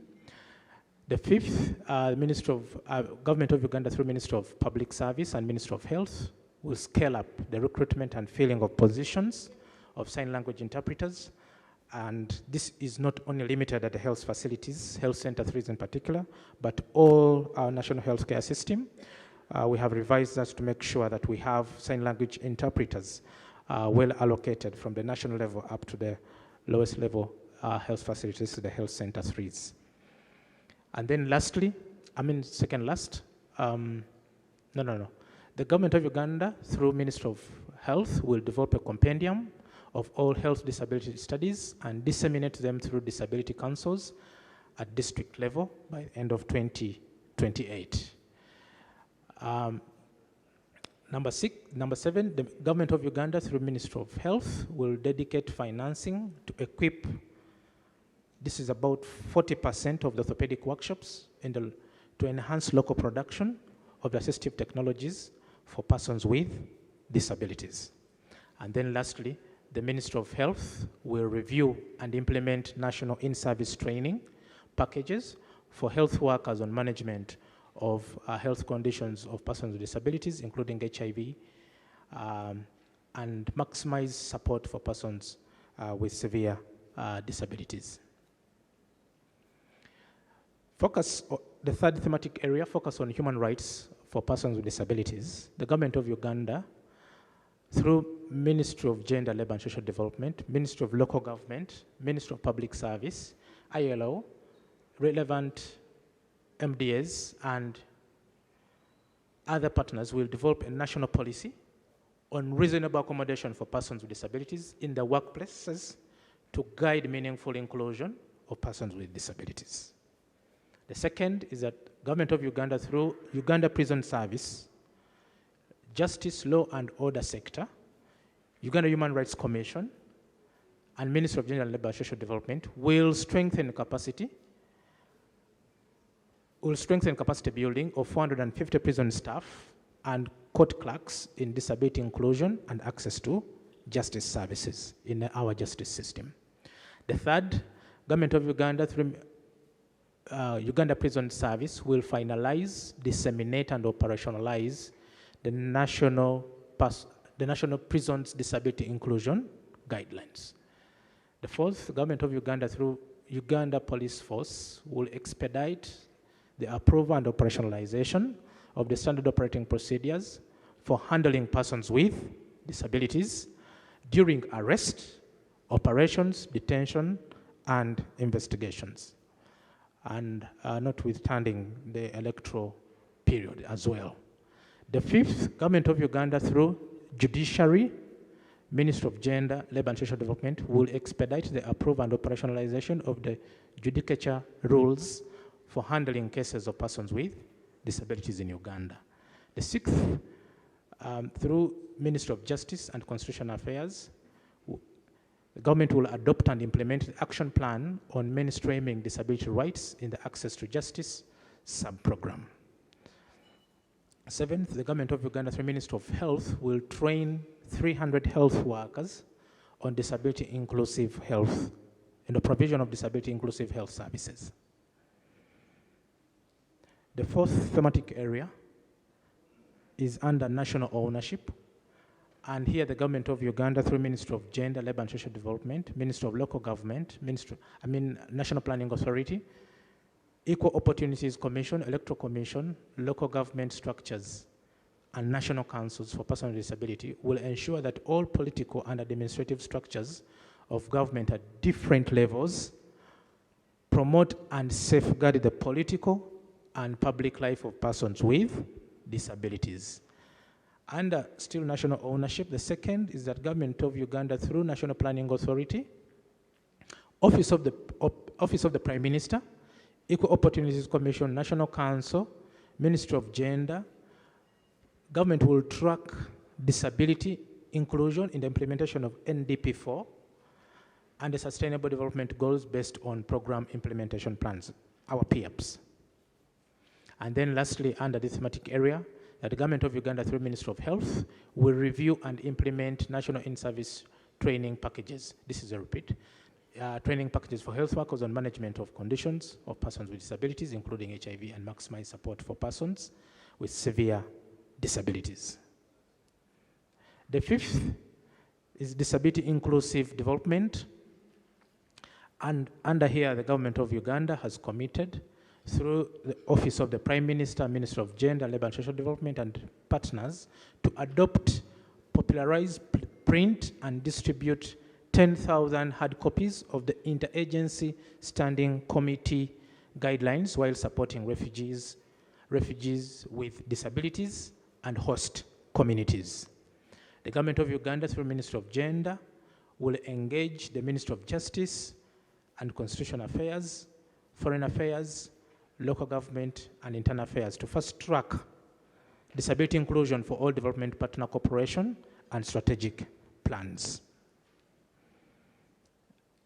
Second last, the Ministry of Gender will engage the Ministry of Water and Environment and Office of the OPM to establish disability inclusive climate change actions and disability disaster preparedness. And then lastly, through Ministry of Gender, government will engage Ministry of Gender will engage Public Service and Public Service Commission to increase access to decent work and employment for persons with disabilities by reviewing the Public Service Standing Orders 2010. The sixth, this is the second last thematic area, is bridging the gap. And government, through Ministry of Gender, has committed to mobilize partners for annual disability inclusion forums towards the implementation of these commitments, right from national level, regional level, and up to district level. The second is that Government of Uganda, through OPM, in collaboration with UNHCR, will partner with refugee-led organizations that are members of the Global Network for Refugees with Disabilities through supporting them with small grants. And lastly, under the thematic areas, thematic area number 7, focus on data and development. Government of Uganda, through Uganda Bureau of Statistics, MDAs, and other partners, will develop disability monographs. This is specific data, disability data sets, including data disaggregation up to district level from the 2024 main census report. And this will facilitate effective utilization and planning for different categories of persons with disabilities. And I think Ministry of Health has really gone ahead to make sure that we start operationalizing this with support from UNICEF to make sure that we have right up-to-date quality disability data tracking tools in our national health sector. And the second is that Government of Uganda, through Uganda Bureau of Statistics, again, will establish disability statistics technical committees for ongoing capacity building of planners in MDAs and for routine harmonization of global disability statistical framework with the Uganda's disability context in the production of relevant and demand-driven disability statistics to inform collection and routine utilization of disability data. Government of Uganda, through UBOS, together with partners, will build the capacity of the disability fraternity in the production of relevant and demand-driven disability statistics to inform planning, implementation, and monitoring. And Government of Uganda, again, through UBOS, a National Planning Authority, will integrate questions for identifying disability in data collection exercises and analysis to ensure the disability disaggregation and making it accessible to all stakeholders in all senses. I want to confirm that through both UBOS and NPA has engaged not only Ministry of Health but Gender to make sure that this particular aspect has been worked on. So the commitments are already being implemented by the MDAs. And then lastly, Government of Uganda, through the Ministry of Gender, Labour and Social Development, UBOS, National Planning Authority, National Council for Persons with Disabilities, Ministry of Local Governments will review and mainstream the Disability Management Information System to track and access disability inclusion in all MDAs, organizations, UN agencies, and local governments. So that brings me to the end of the presentation to bring all of us to speed on what exactly our commitments are in as far as the GDS 2025 is concerned. Thank you very much. Thank you very much, and a round of applause to Dr. Robin. And Mr. Muhumu's commissioner who came before him. I think this is very important because it speaks to what Commissioner Muhumu's talked about, that anything mainstreamed could be lost along the way. So these ones are action-oriented, so they speak to the many things that we have to do and that the country has committed to. Just a slight change in the program. Shortly, we'll be having a panel discussion, and I'm sure that the The moderator of the session will be there, will be coming. But we are going to hear from Dr. Robin Nandi. Dr. Robin Nandi, who is the country representative for UNICEF, wants to speak to us now, and I want to have this opportunity to hear from you. UNICEF has been very key in some of these issues that we are talking about. I also want, as he comes, to thank the different organizations that have made this possible. GIZ, without your support, financial and otherwise, probably this wouldn't have been possible. We also have Disability Rights Fund, and then we have Humanity and Inclusion, and of course, NUDIPU, and including the Ministry of Gender, Labor and Social Development. Let's hear from Dr. Robin Nandi, the country representative for UNICEF.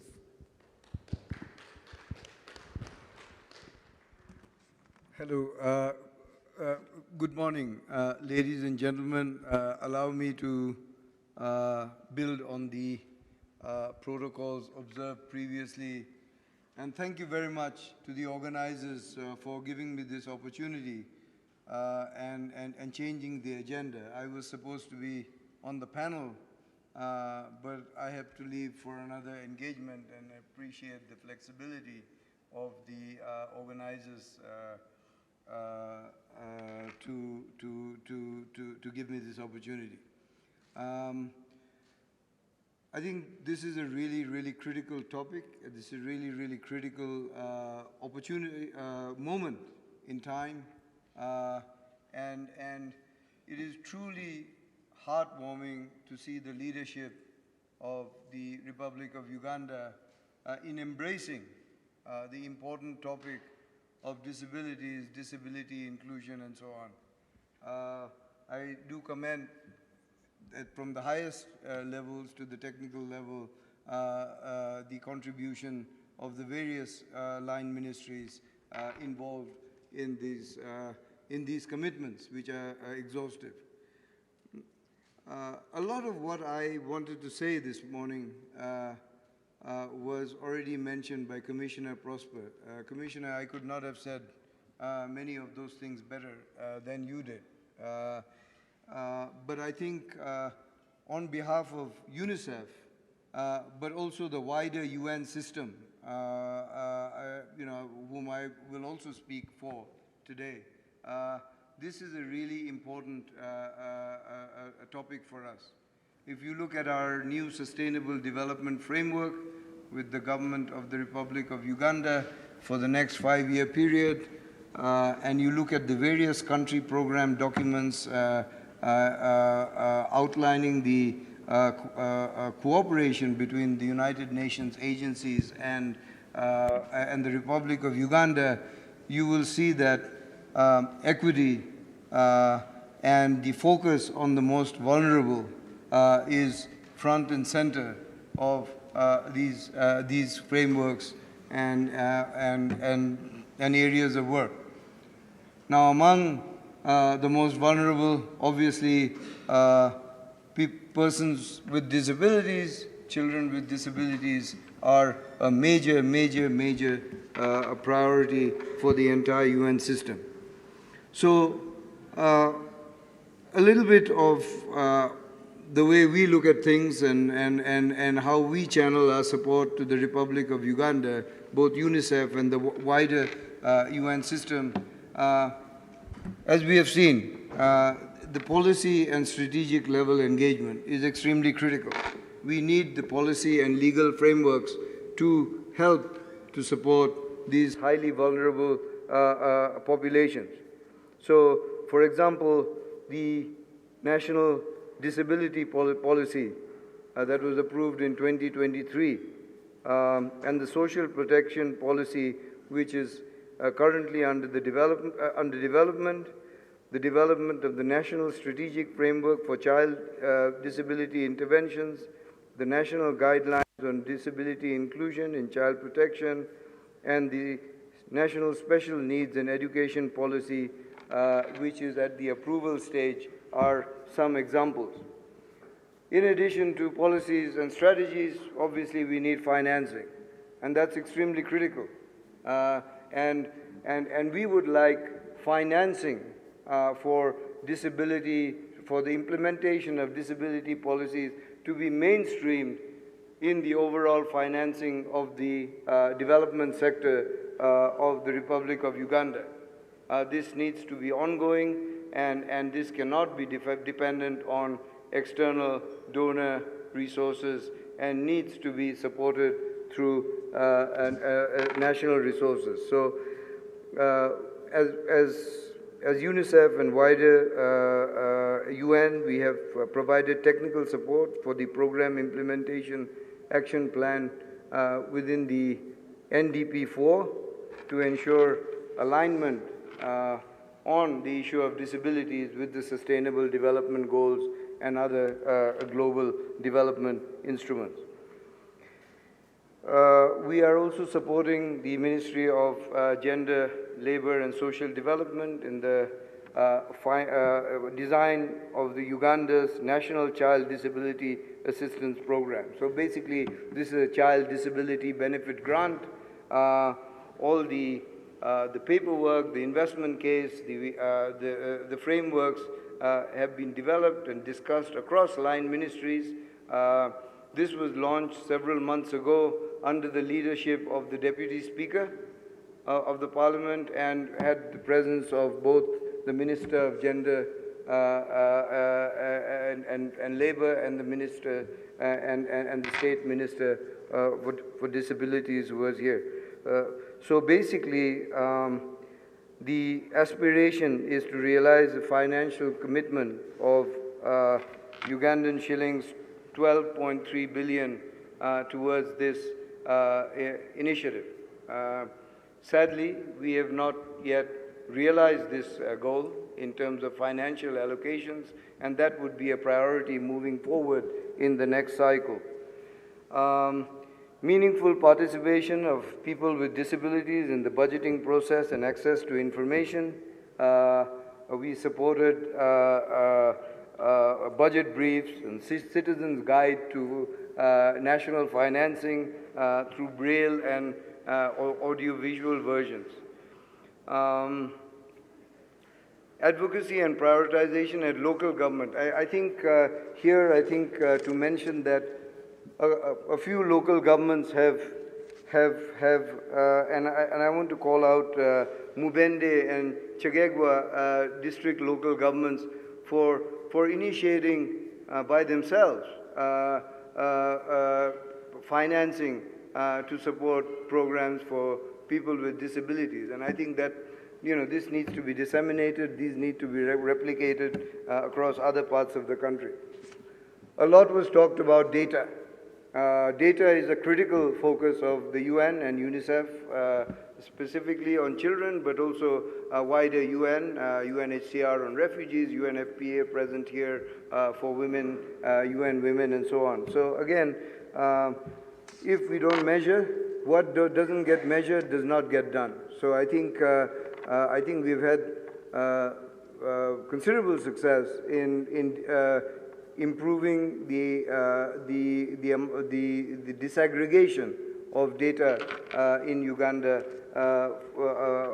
to basically enumerate and make people with disabilities and children with disabilities visible. And thank you to UBOS for their leadership on that.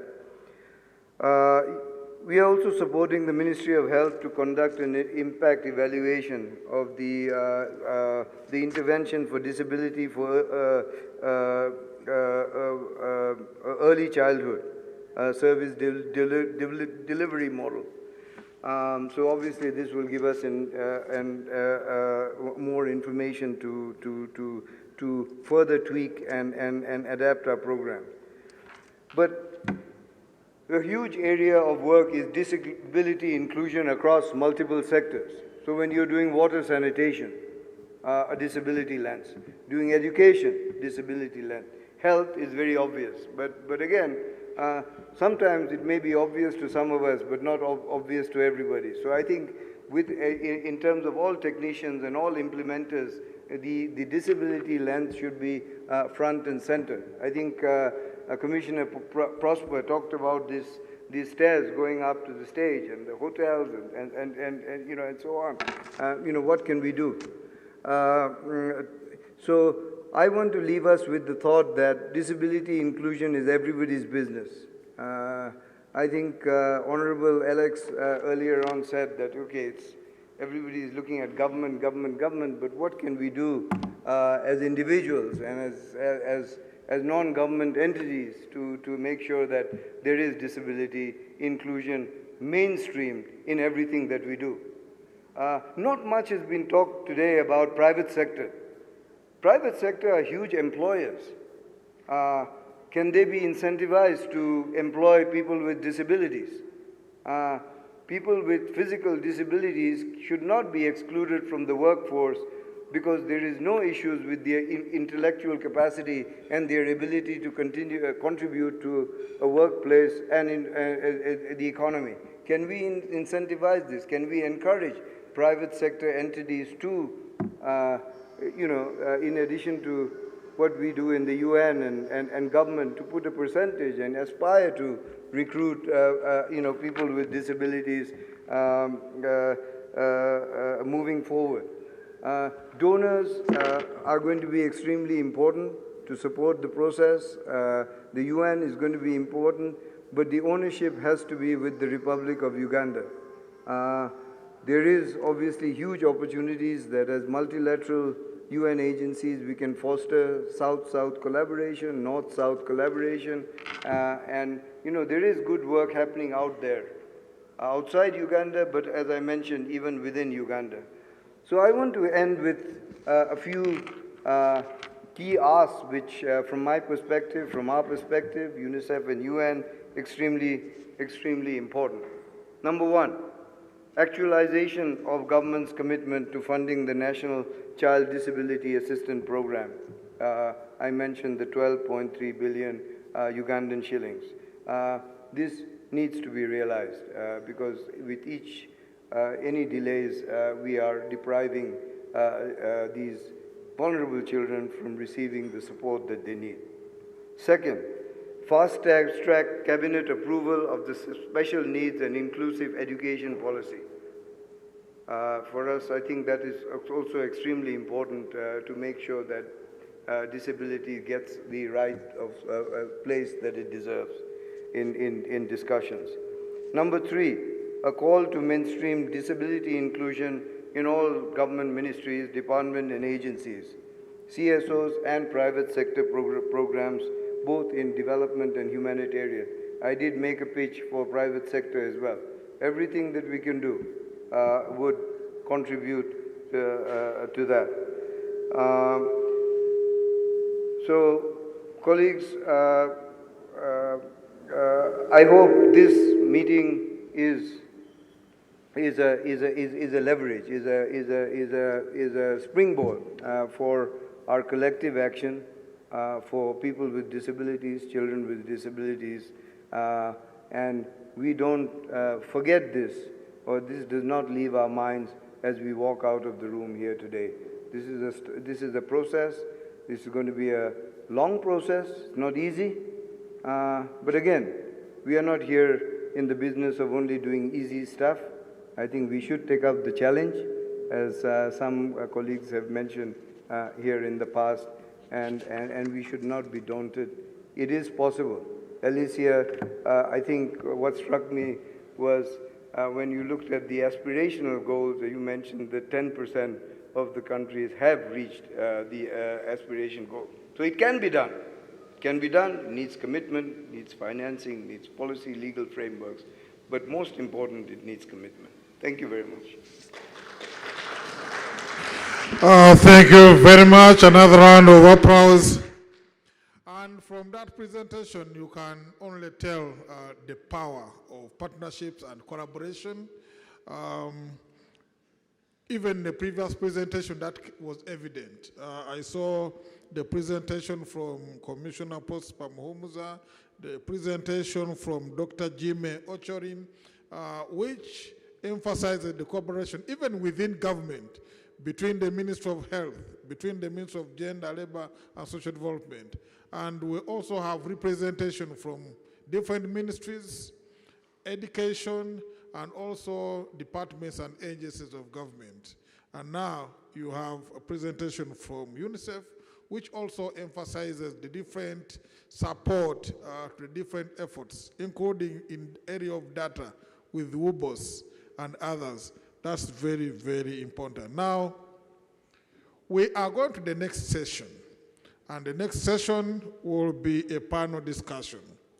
At this juncture, I want to invite my colleague, Joseph Walugembe, who will be leading us in the next session for the panel discussion. I'm sure the panelists are already in the house and ready to take us to that session.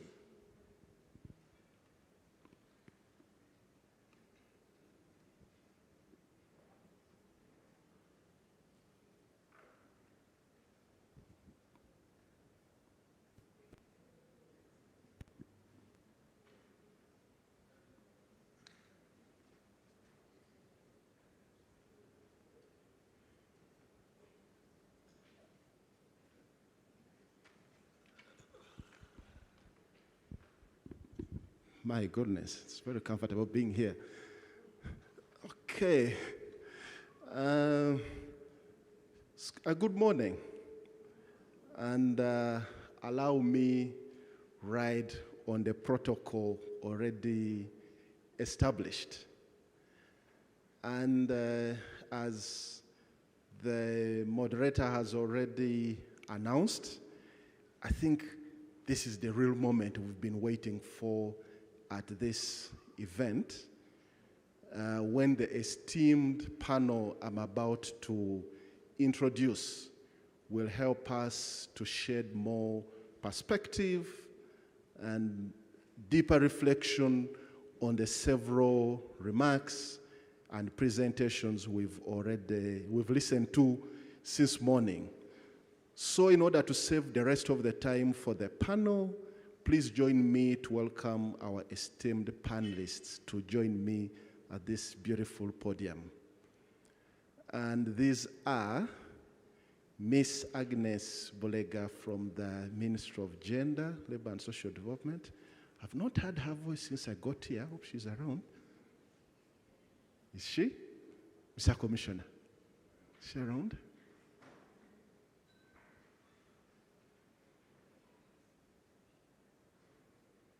Audience, confirm to me that my panelist is joining me. Okay. Yeah, that's how you do it, eh? I'm also privileged to introduce Miss Judith Mutabazi from the National Planning Authority. If you could join us, ma'am. That is more assuring. That's more assuring that the panelists are in the house.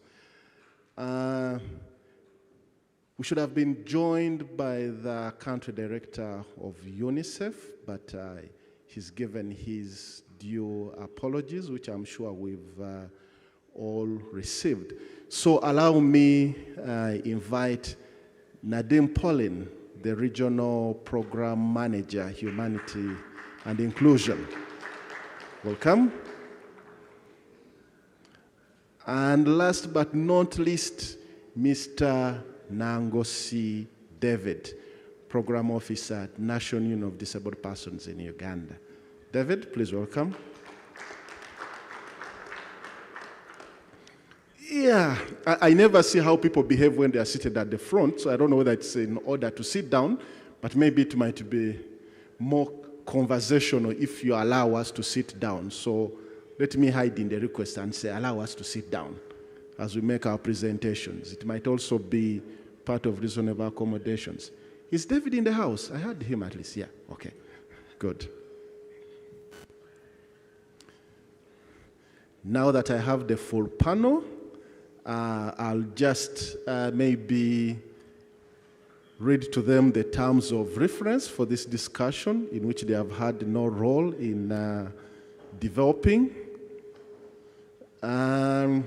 We have about 30 minutes or slightly less, meaning that each one of us will have about 7 minutes at the most. I'll take the privilege to ask each one of you 2 questions of my choosing, and I expect you to make precise, concise, sharp, to the point responses in the interest of time.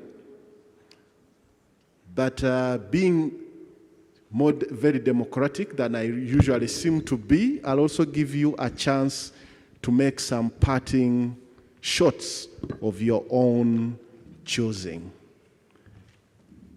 So in that way, probably we shall use our 7 minutes very resourcefully.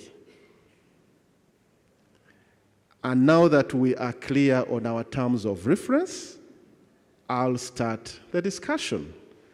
And I think protocol dictates that we'll begin with the colleague from the Ministry of Gender, Labor and Social Development. The questions I have to you, I'll probably build on some of the remarks that were made earlier, notably that the minister celebrated with us that we've achieved 70% of the 2018 and 2022 Global Disability Summit commitments. Albeit, off record, the commissioner even challenged us to do better going forward. And with that celebration and challenge, my first question is, how unique was the process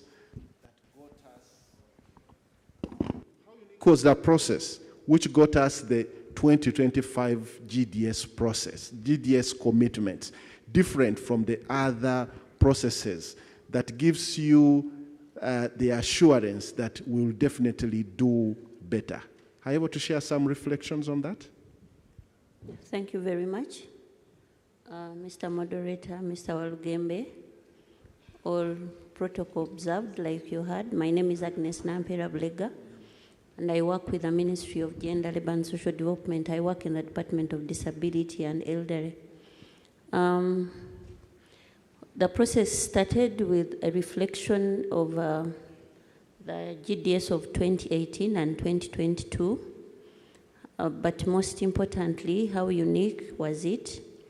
This time around, we took a bottom-up approach, and we started with regional consultations in all the 4 different regions of this country: the North, the East, the Western, and Central. And we gathered information, which we then came and put together at the national consultation level.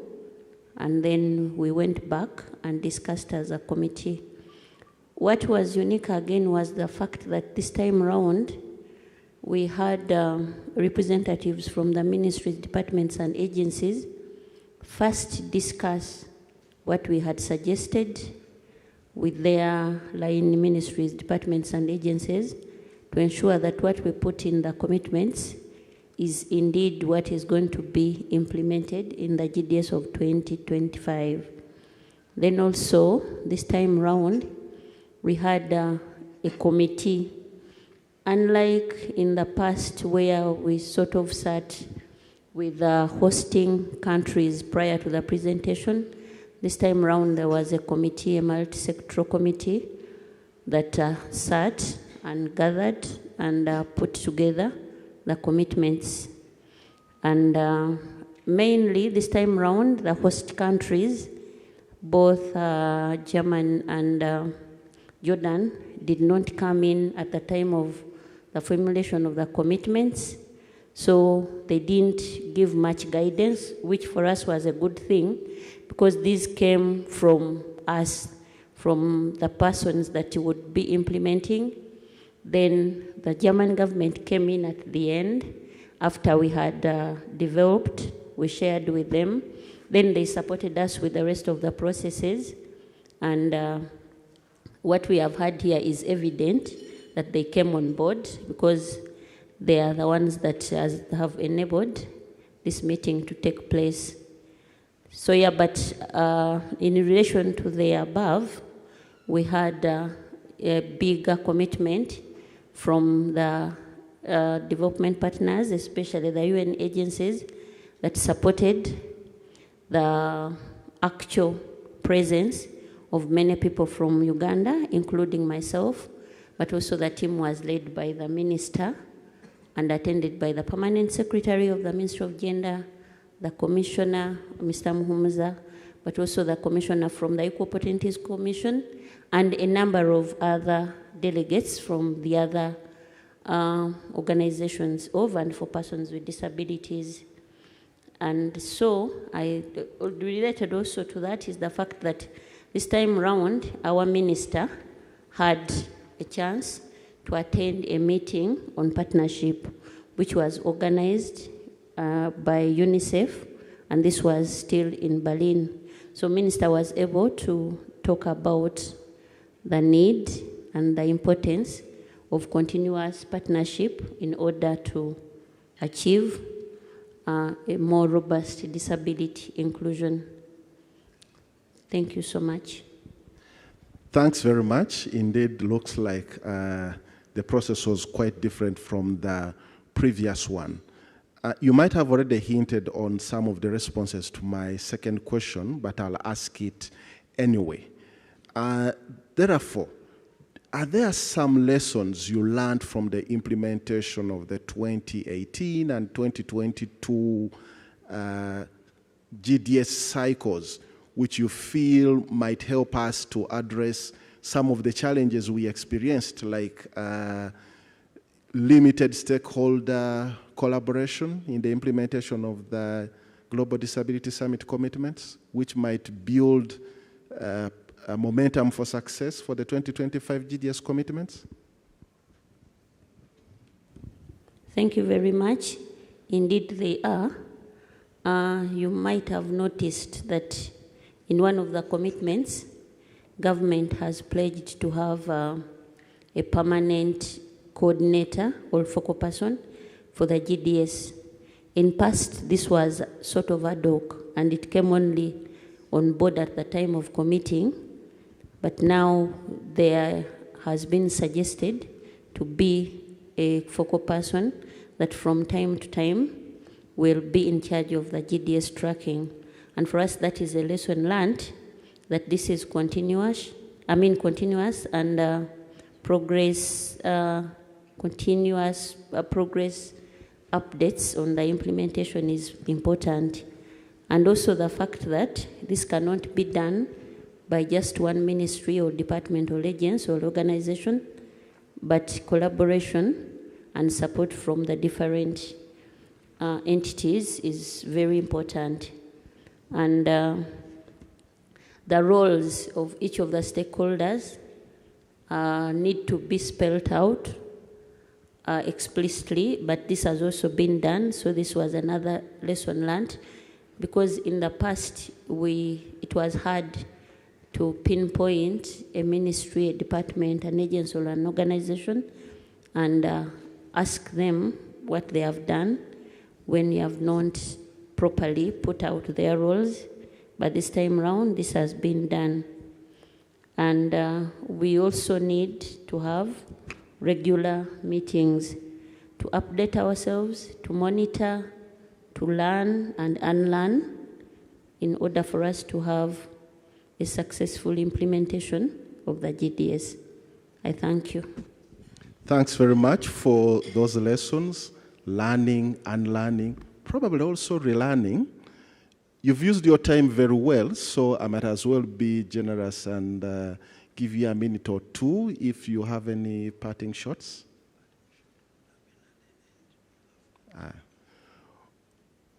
Thank you, moderator. My parting shot is to call upon the different stakeholders to come together to implement the GDS, and we need to start immediately. We need to adopt what we didn't do well last time. We need to have a reporting system. and we need to include this in our budgets and work plans, and so that we can regularly share the progress of what we are doing to ensure the implementation of the GDS successfully. Thank you so much. Thank you very much, Agnes. A round of applause for the representative of the Ministry of Gender. And she ended with an emphasis on planning, reporting, budgeting, which I think is a very good transition point for me to invite our colleague from the National Planning Authority. Judith, you'll introduce yourself better, but as you come to speak to us, I want to pick on a point which was made by His Excellency, the German ambassador. He mentioned a very interesting notion or principle of the 15% for the 15%. That is resources.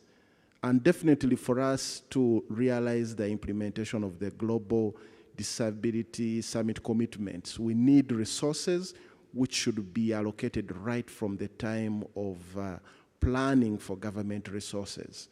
And therefore, as the National Planning Authority, what strategies, what mechanisms, what roles have you envisaged to play in contributing towards the successful implementation of the Global Disability Summit commitments of 2025? Judith.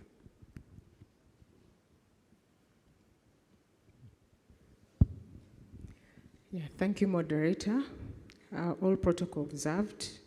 My name is Judith Mutabazi.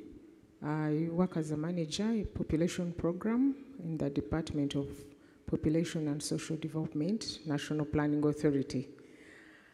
What is the role of NPA to ensure that 15% is committed?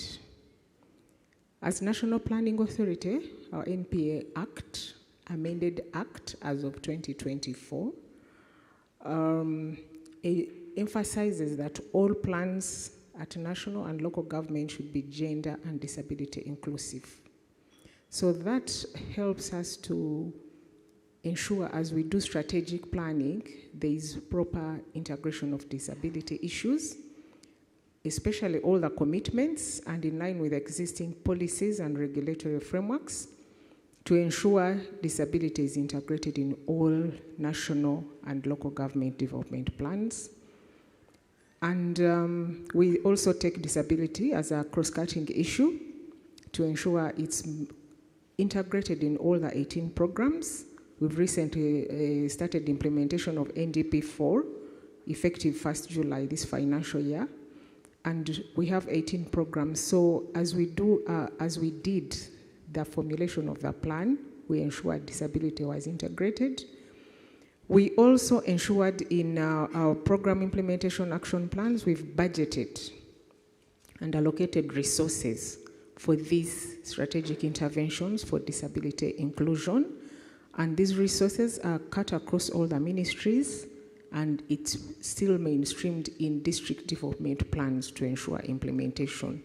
So in also resource mobilization, we do monitor and evaluate resource allocation, and that is in line with the Public Finance Management Act, where we do our compliance assessment, and the report is submitted to Parliament every 1st of April to inform approval of the new budgets. So we ensure all these cross-cutting issues are planned for and integrated, but also resources are allocated to support implementation.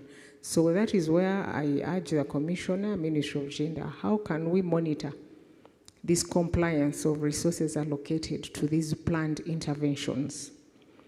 We also ensure there's data, working closely with UBOS. We have data for evidence reporting, and also the indicators are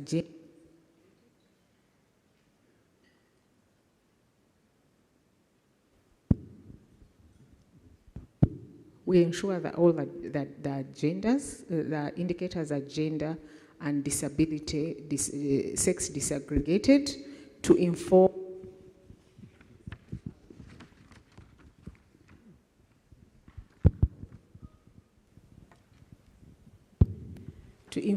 our monitoring of progress implementation. So that informs evidence, and if we are to report what health is doing, we report from an informed point of view what infrastructure is doing, what education is implementing. So data is very, very key to inform policy. Then we also intend to do coordination to provide accountability. NPA, we do coordination in partnership with the OPM to report on all these programs. So that is something we need to pursue to ensure how do we do this coordination of implementation.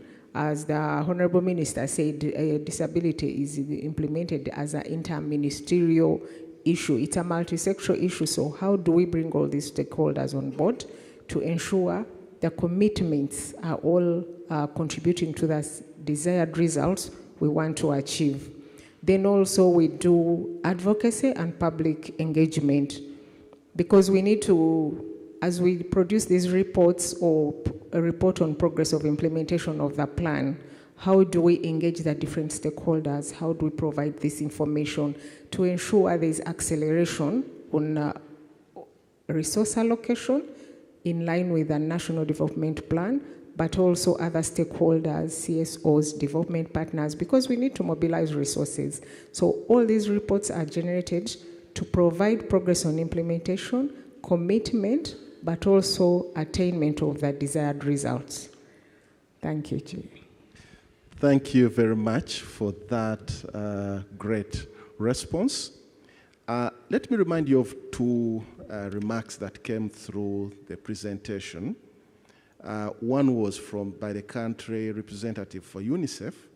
He made a very fundamental reminder to all of us that disability inclusion is not going to be achieved with external funding. It's going to be achieved with resourcing from the gross domestic product of Uganda. The second point is a celebration, which was reminded to us by the German ambassador that the National Planning Authority, in collaboration with NODIPU, and actually yours truly was a resource on that process, developed the National Disability Inclusive Planning Guidelines. With those two remarks, I want to put back a question you just put to Commissioner Prosper. The question being, what strategies, what mechanisms, or how is the National Planning Authority planning to strengthen compliance with the National Disability Inclusive Guidelines through the different government ministries, departments, and agencies? Sorry for the long question. Thank you. Thank you, moderator. One of the roles of National Planning Authority is to produce planning guidelines to support integrated development planning. These guidelines are for the users, the people who are going to develop their strategic plans, the people who are going to develop their annual plans or budgets. So we've been working closely with the Ministry of Gender and other partners to ensure these guidelines are utilized by the users, and they guide in the formulation of how to understand what is a disability intervention, what is a disability indicator, how is it supposed to be desegregated or reported on. But of course, we still have capacity gaps somewhere, and we shall continue engaging, ensuring we disseminate as much as possible and train the users on applying these guidelines. And as NPA, we take note, yes, that this 15% will not be achieved by the development partners. Actually, as we do the planning of our resource envelope, it includes both on-budget and off-budget support. Development partners come in to support government to attain their desired development results. So as we also do our internal planning, we're supposed to ensure we allocate resources. And as we track resource allocation, we do both on-budget and off-budget support. So as we assess each vote which is implementing disability inclusion, we ensure we highlight those issues, they come out clearly, and that is also in line, as I said, with the PFMA Act.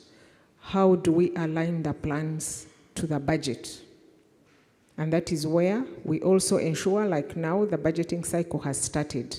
How are we engaging with the different programs or the different local governments in developing their BFPs, budget framework papers? Because now we are planning for the second year of the plan, which is 2026-2027 financial year. How are we engaging as NPA, as Ministry of Gender, or other stakeholders in this budgeting cycle? So those are some of the activities we ensure we engage in. We support, we work with Ministry of Finance to ensure those cross-cutting issues before the budget call circular comes out. Has it emphasized issues of persons with disability being integrated? Because that's the only way we are going to achieve the 15%. Sometimes the first budget call circular will be out soon, but then we also have the second, and then that informs the starting of the budgeting cycle.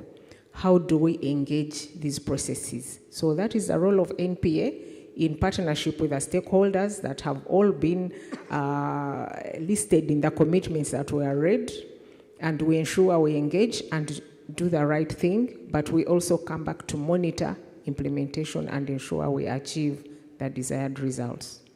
Thank you, Moderator. Thank you very much, Judith. Because I asked you very long questions, let me give you a break. I'll come back to you to share your parting shots as we move on. But you ended on a very good note, engaging. So let's make this conversation more engaging by now tilting a little from from government to cross over to the development partners. We are missing UNICEF, and I really had a good question for the country representative. So, colleague from Humanity and Inclusion, we're all from the NGO, international NGO world, as they sometimes call us, and we tend to be usually more prepared for impromptu questions. So allow me that I'll ask you 3 questions, although I'd promised to ask only 2. One being a question that I'd preserved for the country representative for UNICEF. So I'll ask it last. You don't know what it is anyway. But I'll go for the first question. Again, His Excellency, the German ambassador, reminded us of the beautiful work you've been doing in promoting disability inclusion for refugees with disabilities in humanitarian programming. And the agency Strome Foundation that I work for does a lot of work with the refugees, and I've witnessed that happening, which is very commendable. And linked to that is my question. So, what strategies do you have in place to ensure that refugees with disabilities benefit from all the promises, all the strategies that are being discussed in this room for the successful implementation of the 2025 Global Disability Summit commitments, knowing that it's natural that the people in this room, we might think about us as Ugandans first before we reach out to the refugees. Thank you. What we can say, and what I want to say first, is that as Uganda launches its GDS commitments, we see a strong focus on refugees with disabilities. So it's not only NGOs, but it's also the Uganda's government. And this through the adaptation of IASAC guidelines in humanitarian actions and through direct support to the refugees OPDs. This brings the Aman Berlin Declaration to life in the Uganda context. At the same time, Humanity and Inclusions has also submitted its own GDS commitments, and they echo and reinforce these national priorities. At the global level, ICHA is working to make humanitarian actions more inclusive, developing tools for protections, food security, health, and WASH, and ensuring OPDs participate in coordinations. These global commitments are being applied here in Uganda, for example, through the Leave No One Behind project, funded by the German Federal Foreign Office, where we work with refugees OPDs and service providers in Nakivale and Chaka II refugee settlements to test and adapt inclusive practices. Together with the Down Syndrome International, HI is also committed to advancing health equity for people with intellectual disabilities worldwide. This global initiative strengthens the evidence and advocacy that benefit refugees populations here as well. So Uganda's commitments and HI commitments are not separate. They are aligned, and together they enhance the benefits of the refugees with disabilities. Thank you very much. And keeping in the spirit of alignment, I come to my second question. You and me, and I'm sure everybody in this room, knows very well that one, because of the re-emergence of the issues that drive refugees in Uganda, and two, because of Uganda's open door, hospitable policy, refugees tend to stay longer in Uganda, and the interventions that usually begin as humanitarian really end up into development interventions for medium to long-term support towards refugees, particularly for their integration. And with that background, the question would be, do you have any strategies for collaborating with national Ugandan organizations of people with disabilities to optimize meaningful participation of refugees with disabilities in the development discourse in Uganda? Thank you. Yes, we have. Good, go for it, share. One of the most important aspects of both Uganda's commitments and HI's own is the central role given to the OPDs.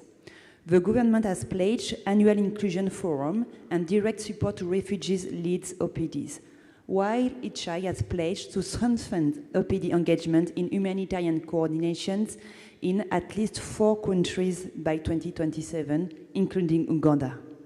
Globally, HI is working across sectors in health, education, protection, economic inclusions, climate change, always in partnership with OPDs, including women and youth-led groups. In Uganda, this translates into very practical collaborations. Refugee OPDs are not co-designing activities with us under the Leave No One Behind project, leading accessibility audits and participating in advocacy dialogues. This is exactly what the Aman Berlin Declaration calls. OPDs are not beneficiaries, but as equal partners and leaders.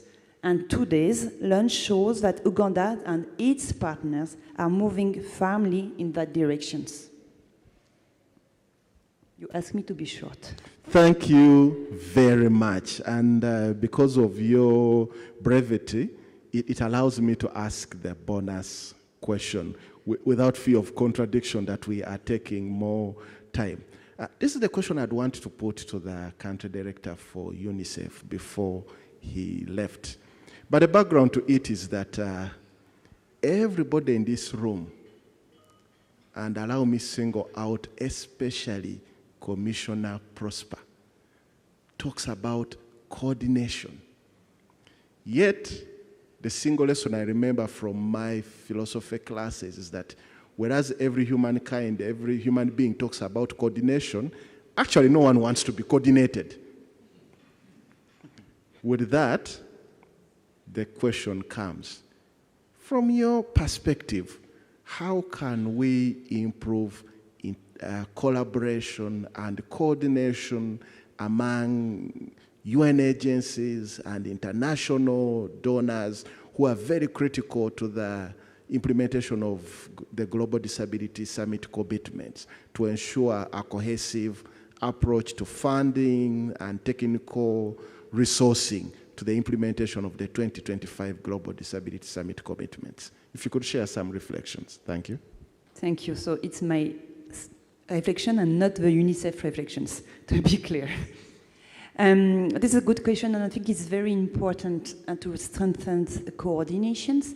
Through the LNOBN project, we are working closely with UNHCR to revive the PSN working group with UNIDPU to ensure that all the UN's actions take in consideration disability inclusions. And disability inclusion is not only the responsibility of the Ministry of Gender, or is not the responsibility of the OPM in the refugees, it's the responsibility of all. So let me say more to respond to your question. It's a call for actions. Coordination is not only the responsibility of OPDs, it's not only the responsibilities of NGO with specialist skills like HI, it's the responsibility of all. Through UN, we have UNHCR will have a PSN working group, but we have also other instances where we collaborate with the Ministry of Gender, with all the different actors on disability and inclusion. And I will call for the development partner also to raise this point with your colleagues on how we can increase disabilities inclusions. And this 15% really apply to contribute towards the implementation of the Global Disability Summit commitments, in line with Article 33 of the Convention on the Rights of Persons with Disabilities on implementation, because the implementation of the commitments directly contribute to the implementation of the Convention on the Rights of Persons with Disabilities. And then strategic collaboration with ministries, departments, and agencies, those especially that are responsible for the implementation of the Global Disability Summit commitments, is a key uptake for us as NUDIPU, working together with organizations of persons with disabilities. We have been strategically engaging with these key MDAs that are responsible for implementing these commitments. We have been knocking their doors, asking them how far. We have also been bringing them to our meetings to share with us what's the progress. So been reflecting, and they've been sharing with us on how far they are progressing in GDS implementation. This is something that we shall continue to undertake in GDS implementation. Thank you very much, David. You underscore the importance of an empowered disability movement in the implementation of the Global Disability Summit Commitment 2025. But an empowered disability movement alone will not get us there. Therefore, a very general question, what else needs to be done, in your view, to ensure that we'll have very successful implementation of GDS 2025 beyond, over and above the 70% threshold? Thank you. My considered opinion, thank you very much on that, moderator. My considered opinion on that is, first and foremost, fostering inter-MDA collaboration.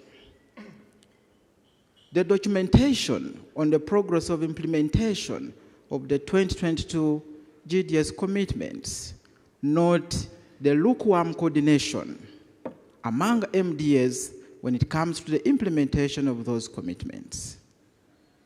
We therefore think that fostering inter-MDA collaboration in the implementation of 2025 GDS commitments is very critical. That therefore brings on our Mother Ministry, Ministry of Gender, Labor and Social Development, to strengthen collaboration with other MDAs that are responsible for implementation of these commitments, to regularly come together, update, including other organizations of persons with disabilities, to come together, deliberate on the progress made when it comes to the implementation of these commitments. I know we also have the meetings or a forum that brings together the permanent secretaries of ministries, departments, and agencies. Our Mother Ministry being at the forefront bringing discussion on GDS implementation on planning and budgeting to the different permanent secretaries of ministries, departments, and agencies shall play a critical role in GDS implementation in Uganda. The other area relates to OPD involvement. For us, first of all, theme 1 of the Global Disability Summit commitments is on nothing about us without us.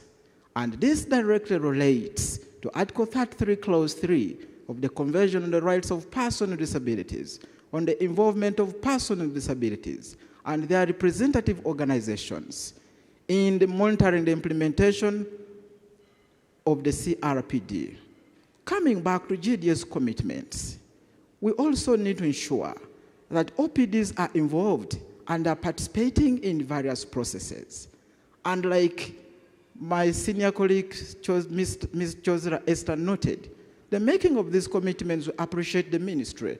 We collaboratively engage with persons with disabilities at the national and grassroots levels, and they are here, they can confirm that. And the same should continue when we are implementing these commitments, when we are monitoring the implementation of these commitments. That is very key. Enhance and will enhance the principle of effective participation within Article 3 of the Convention on the Rights of Persons with Disabilities. And then the other is on, first of all, we have the Aman Berlin Declaration. And the Aman Berlin Declaration, it is very specific to promoting, ensuring disability inclusive international development cooperation by making sure that there are programs, international development programs, 15% of these programs contribute to the implementation of these Global Disability Summit commitments. That said, therefore, for us to ensure these commitments are implemented, we need to ensure disability inclusive, we need to fund disability inclusive projects, both at the level of organizations of persons with disabilities, but also standing with Ministry of Gender, Labour and Social Development to strengthen the coordination mechanism. As I'm here right now, we have few organizations of persons with disabilities here, but we have others at the grassroots levels in different areas that are not aware of this undertaking.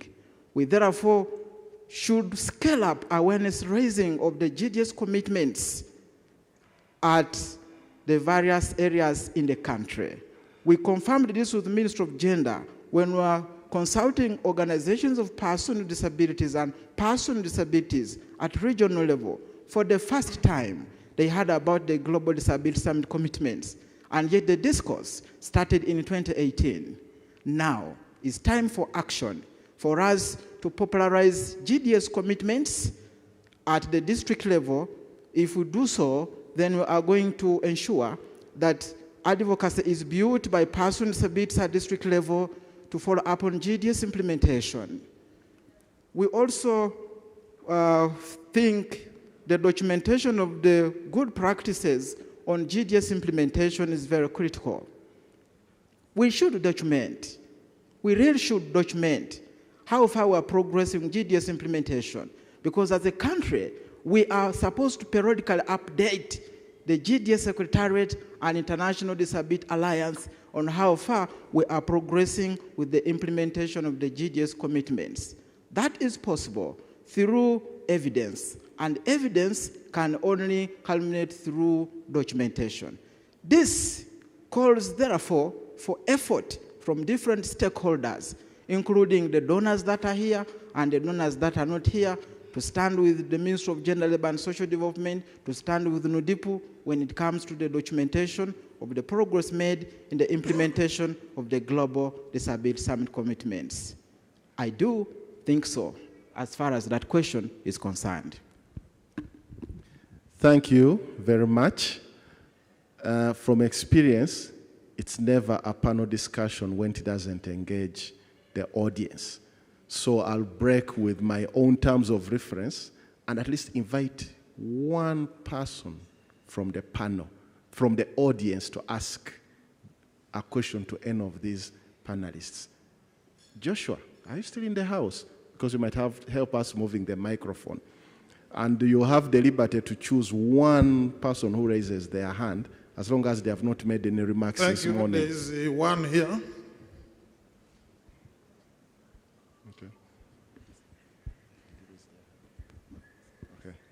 Yeah, thank you very much. I think I'll borrow also the saying that all protocol observed. Well, we have heard and everything.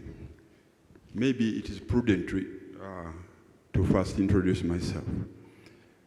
Dr. Ika Daniel Mwesigwa are my names, and a co-chair of the World Network of Users and Survivors of Psychiatry, which enjoys an ECOSOC to the UN, and a member of the Disability Alliance, International Disability Alliance. Now, we have heard all this. However, these commitments are post the UN CRPD. But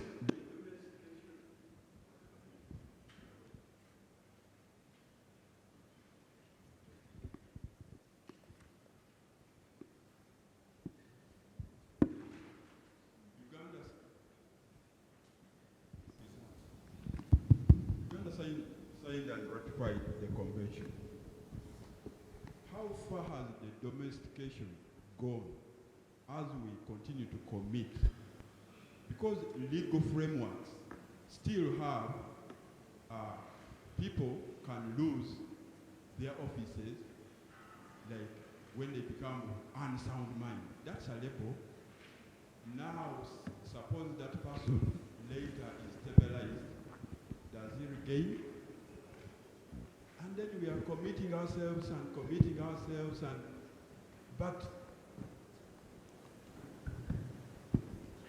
but we are committing ourselves, and to me it is just political rhetoric. UN Agenda 2030 says leave nobody behind. Are people not being left behind? And they are saying underrepresented, and they are saying marginalized. Until when? Until Jesus Christ comes back. So now, I think let's be realistic. When we are doing these things, it's good the technical people are here. Yes, you make all these roadmaps, but the initial thing was the UN CRPD. How many laws have been domesticated? The legal frameworks.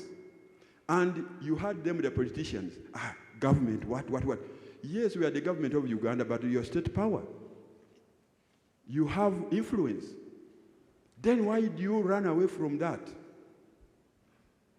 So, to me, it's a matter of just talking and having conferences, but the grassroots are the grassroots people who are rights holders enjoying this. I thank David so very much when he talked about going to the grassroots. That is very key. Instead of having these posh things in hotels and everything, and the grassroots, people are just there languishing.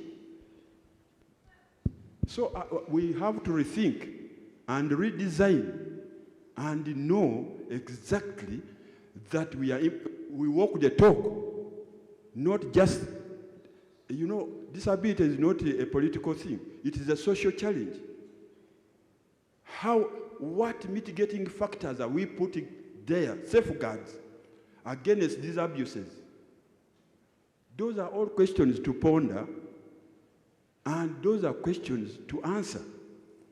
And we are saying, yes, Uganda. Is it a priority even?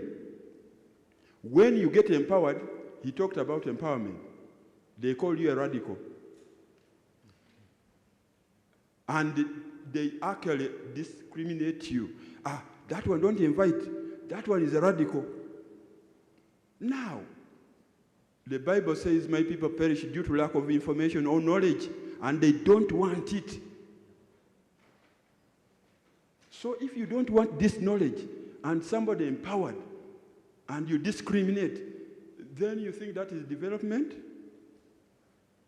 I think we need to rethink, to redesign, and implement things at the grassroots, not high levels. Thank you very much. Thank you very much. Thanks very much. Joshua?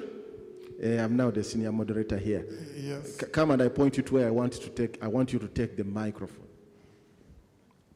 Mohammed, my old friend Mohammed, do you know him?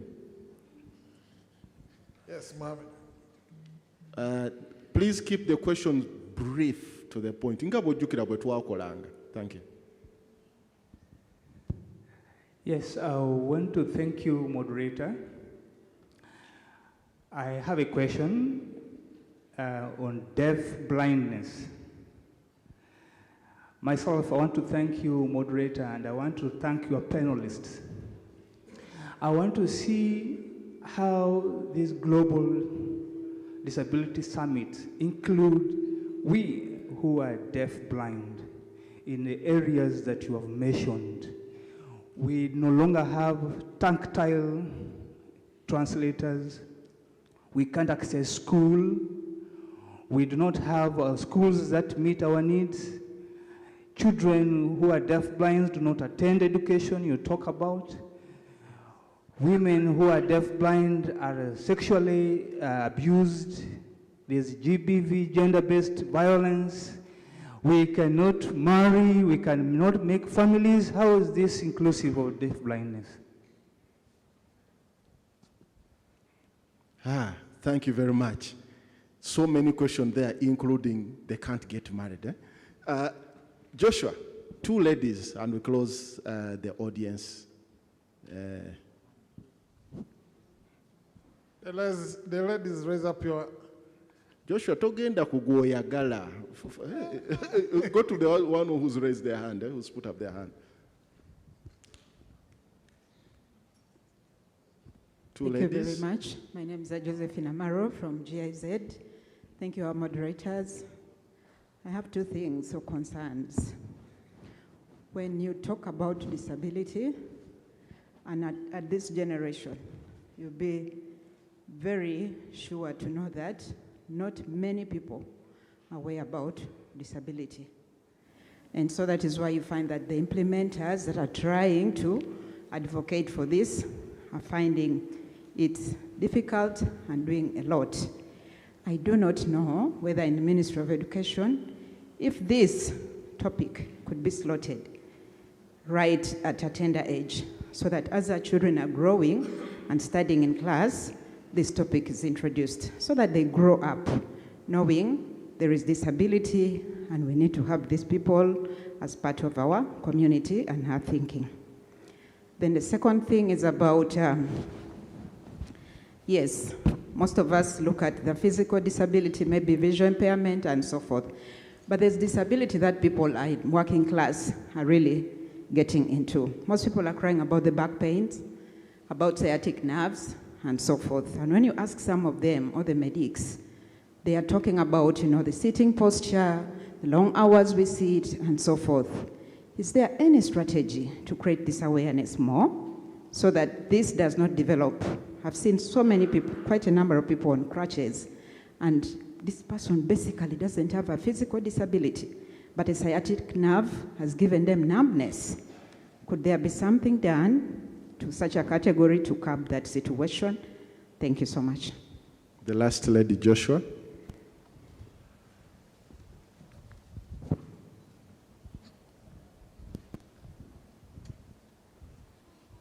Thank you so much. I am Dorothy Nakatombez.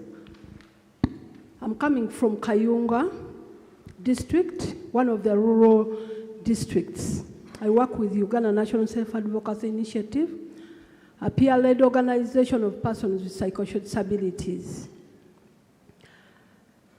I have a concern.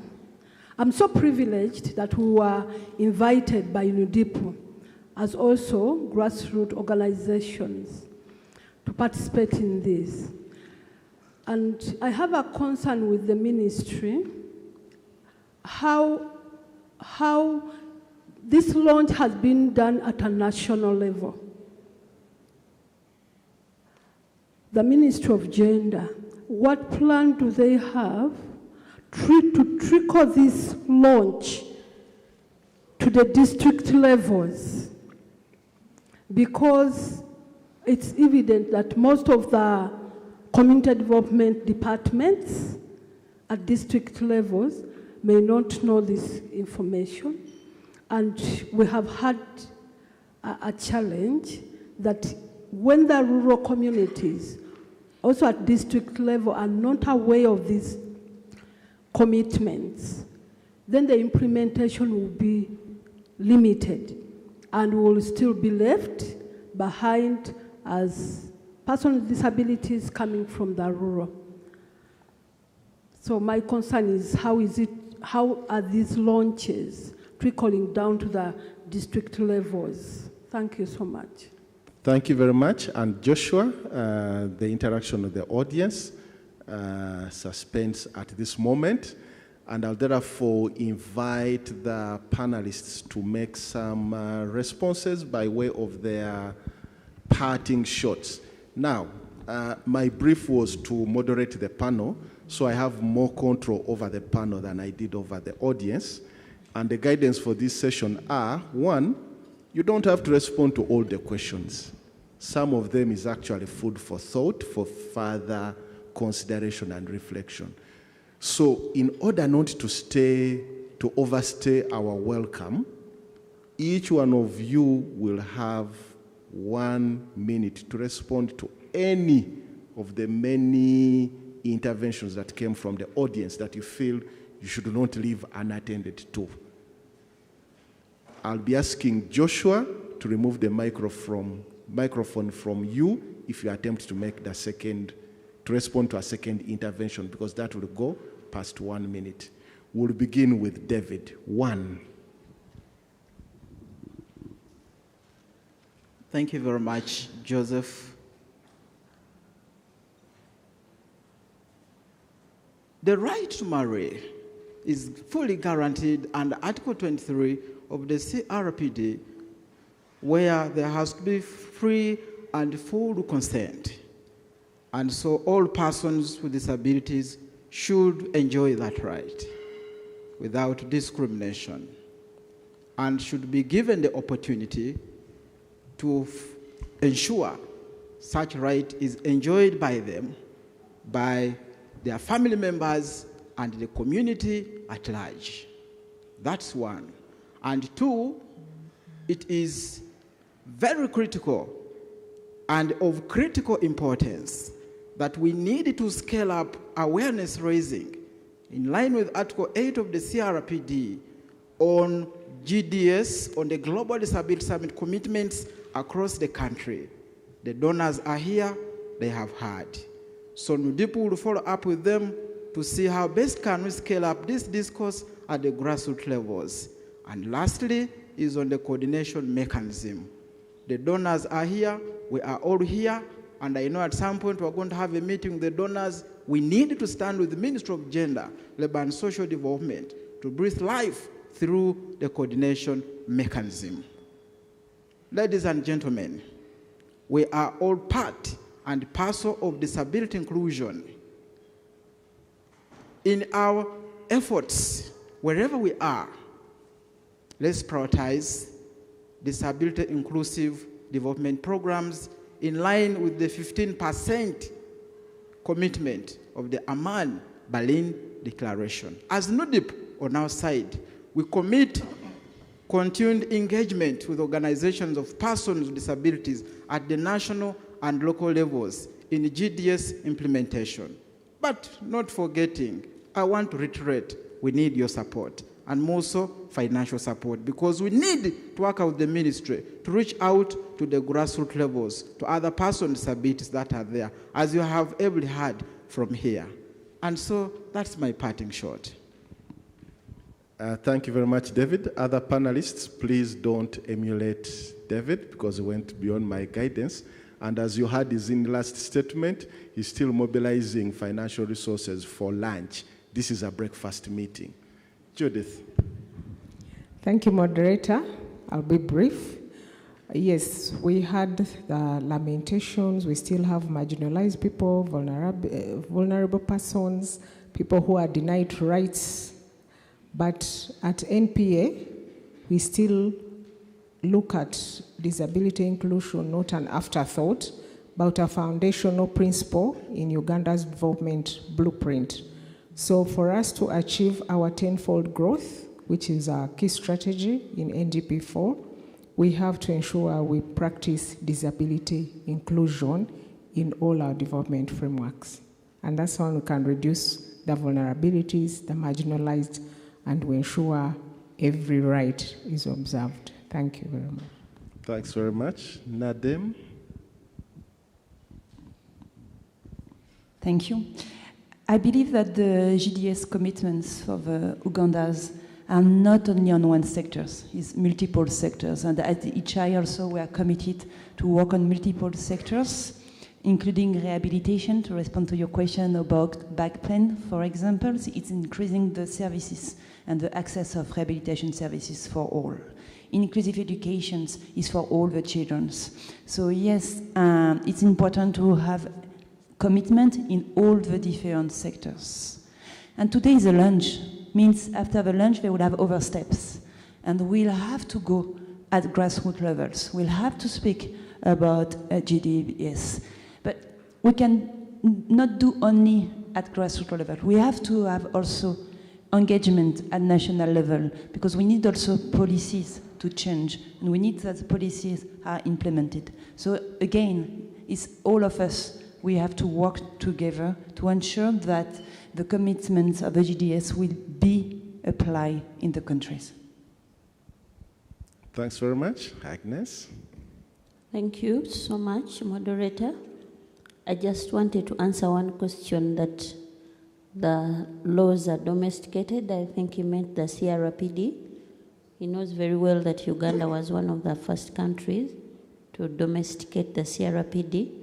Arising out of that, we have the Persons with Disabilities Act of 2020, the revised National Policy of 2023, and we have programs that reach the grassroots level, like the National Special Grant for Persons with Disabilities, the grants on the CBR, and the training in the rehabilitation centers, which target learners with disabilities from the lowest local governments.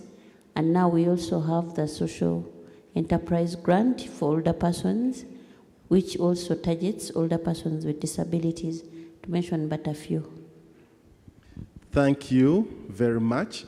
And it's now my turn. I decided to save my last minute to introduce myself, because I didn't want to, I wanted all the prominence to be on the panel, and I decided I'll introduce myself at the end.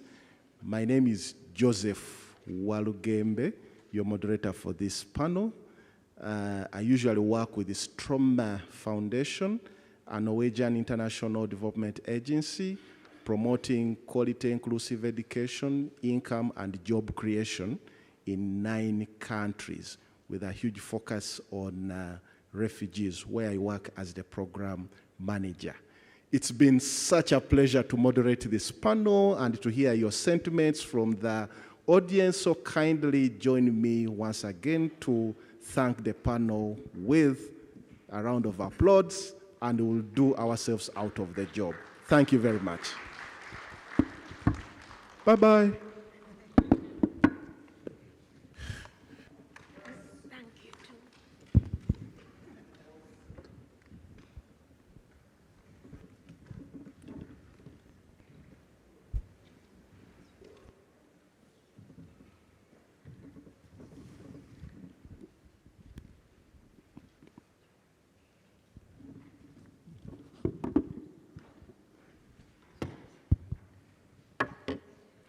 Yes, it was indeed a wonderful panel, and we seem to be coming to the close of this because there were adjustments to the program and some of the activities have already been done. But one important thing for the benefit of the rapporteuring team is to take it back now to the audience to, I'll pick about 5. We are looking at the next steps after this. Having had this, having listened to from the panel and all the presentations that we have seen, that we have heard from, we need to know where we move from here, because that is the lingering question. After all this,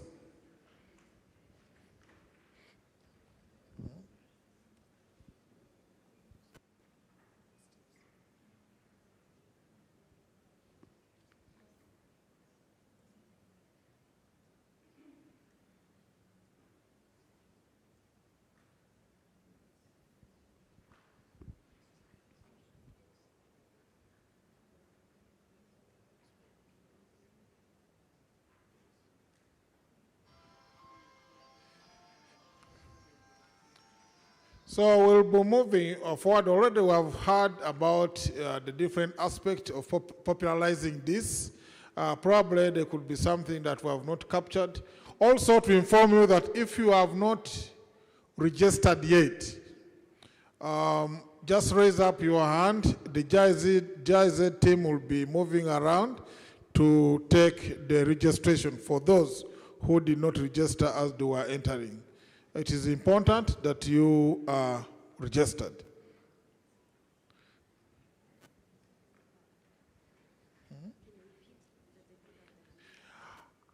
I want to repeat, raise up your hand if you have not registered yet. There is a team here which is doing the registration.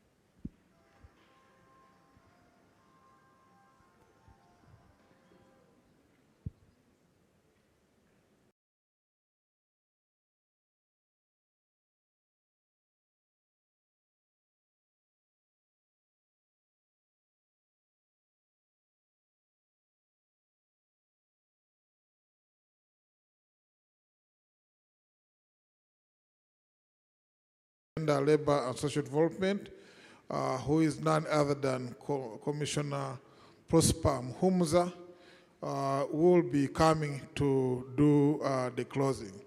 I want again to thank the partners who have supported this. I want to repeat again, GIZ, Disability Rights Fund, Humanity and Inclusion, NODIPU, and also the partner ministries who were mentioned here for being part of this. It is a collaborative effort like we've heard from all the presentations, and I can see now that there is we can see where we are going. I also want to announce that there is a marathon which will be taking place on the 9th. On the 9th of November this year, there is a marathon which is being organized. You are being invited to the Chadon Rugby Club, and this is intended to raise funds for us to buy prosthetic limbs for our people. So please, I'm seeing the flyers have been moving around, and you could pick one as you go out, because it is important that this message also goes across even beyond this room, such that we can have participation from as many people as possible. Your participation can make a difference on the life of somebody. Let me invite Commissioner Prosper to do the closing.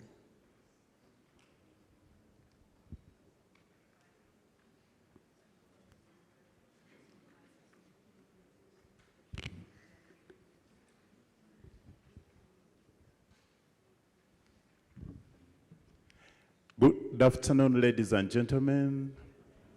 Good afternoon.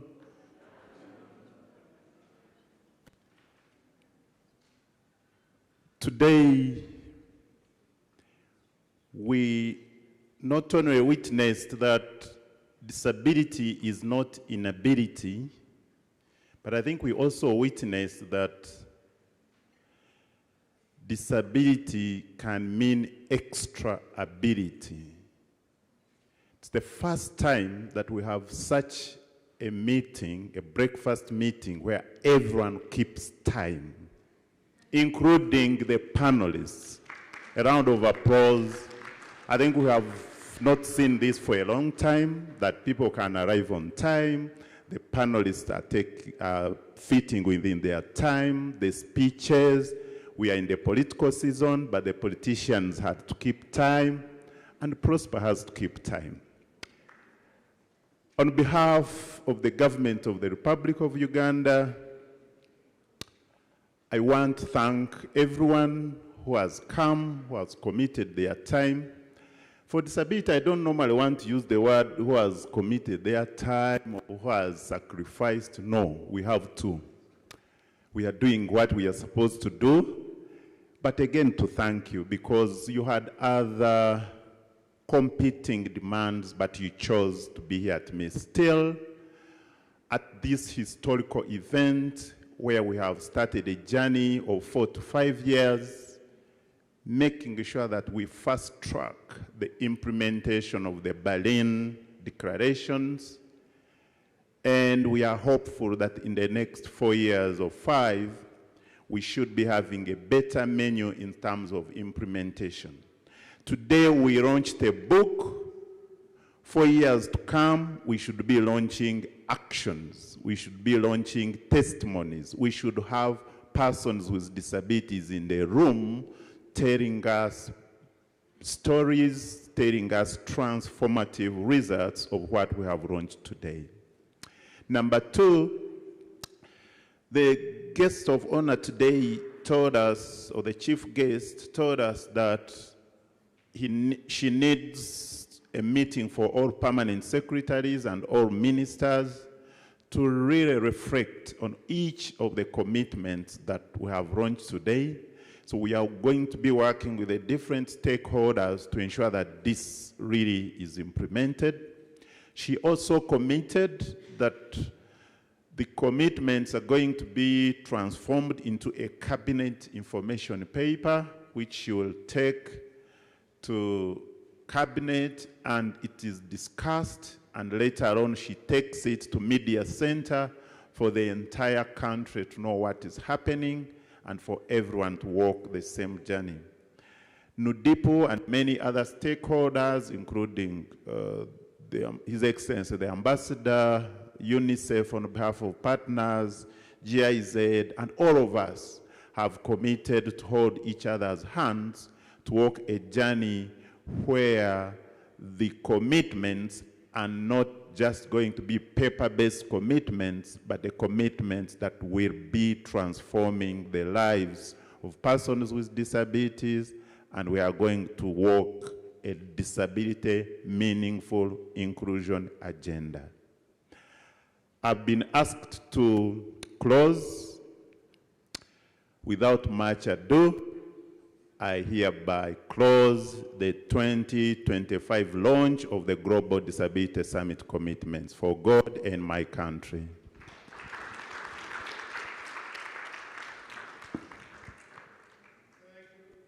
Thank you for that. We'll now get logistical announcement. Tanangosi, who is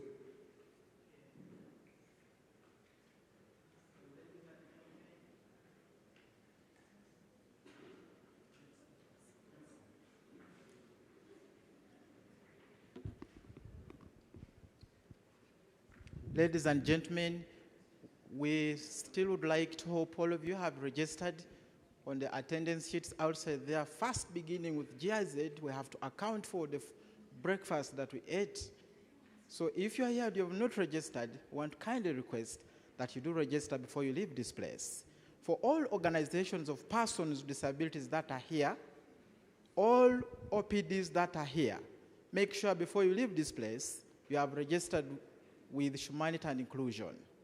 your transport refund is going to be met by humanity and inclusion.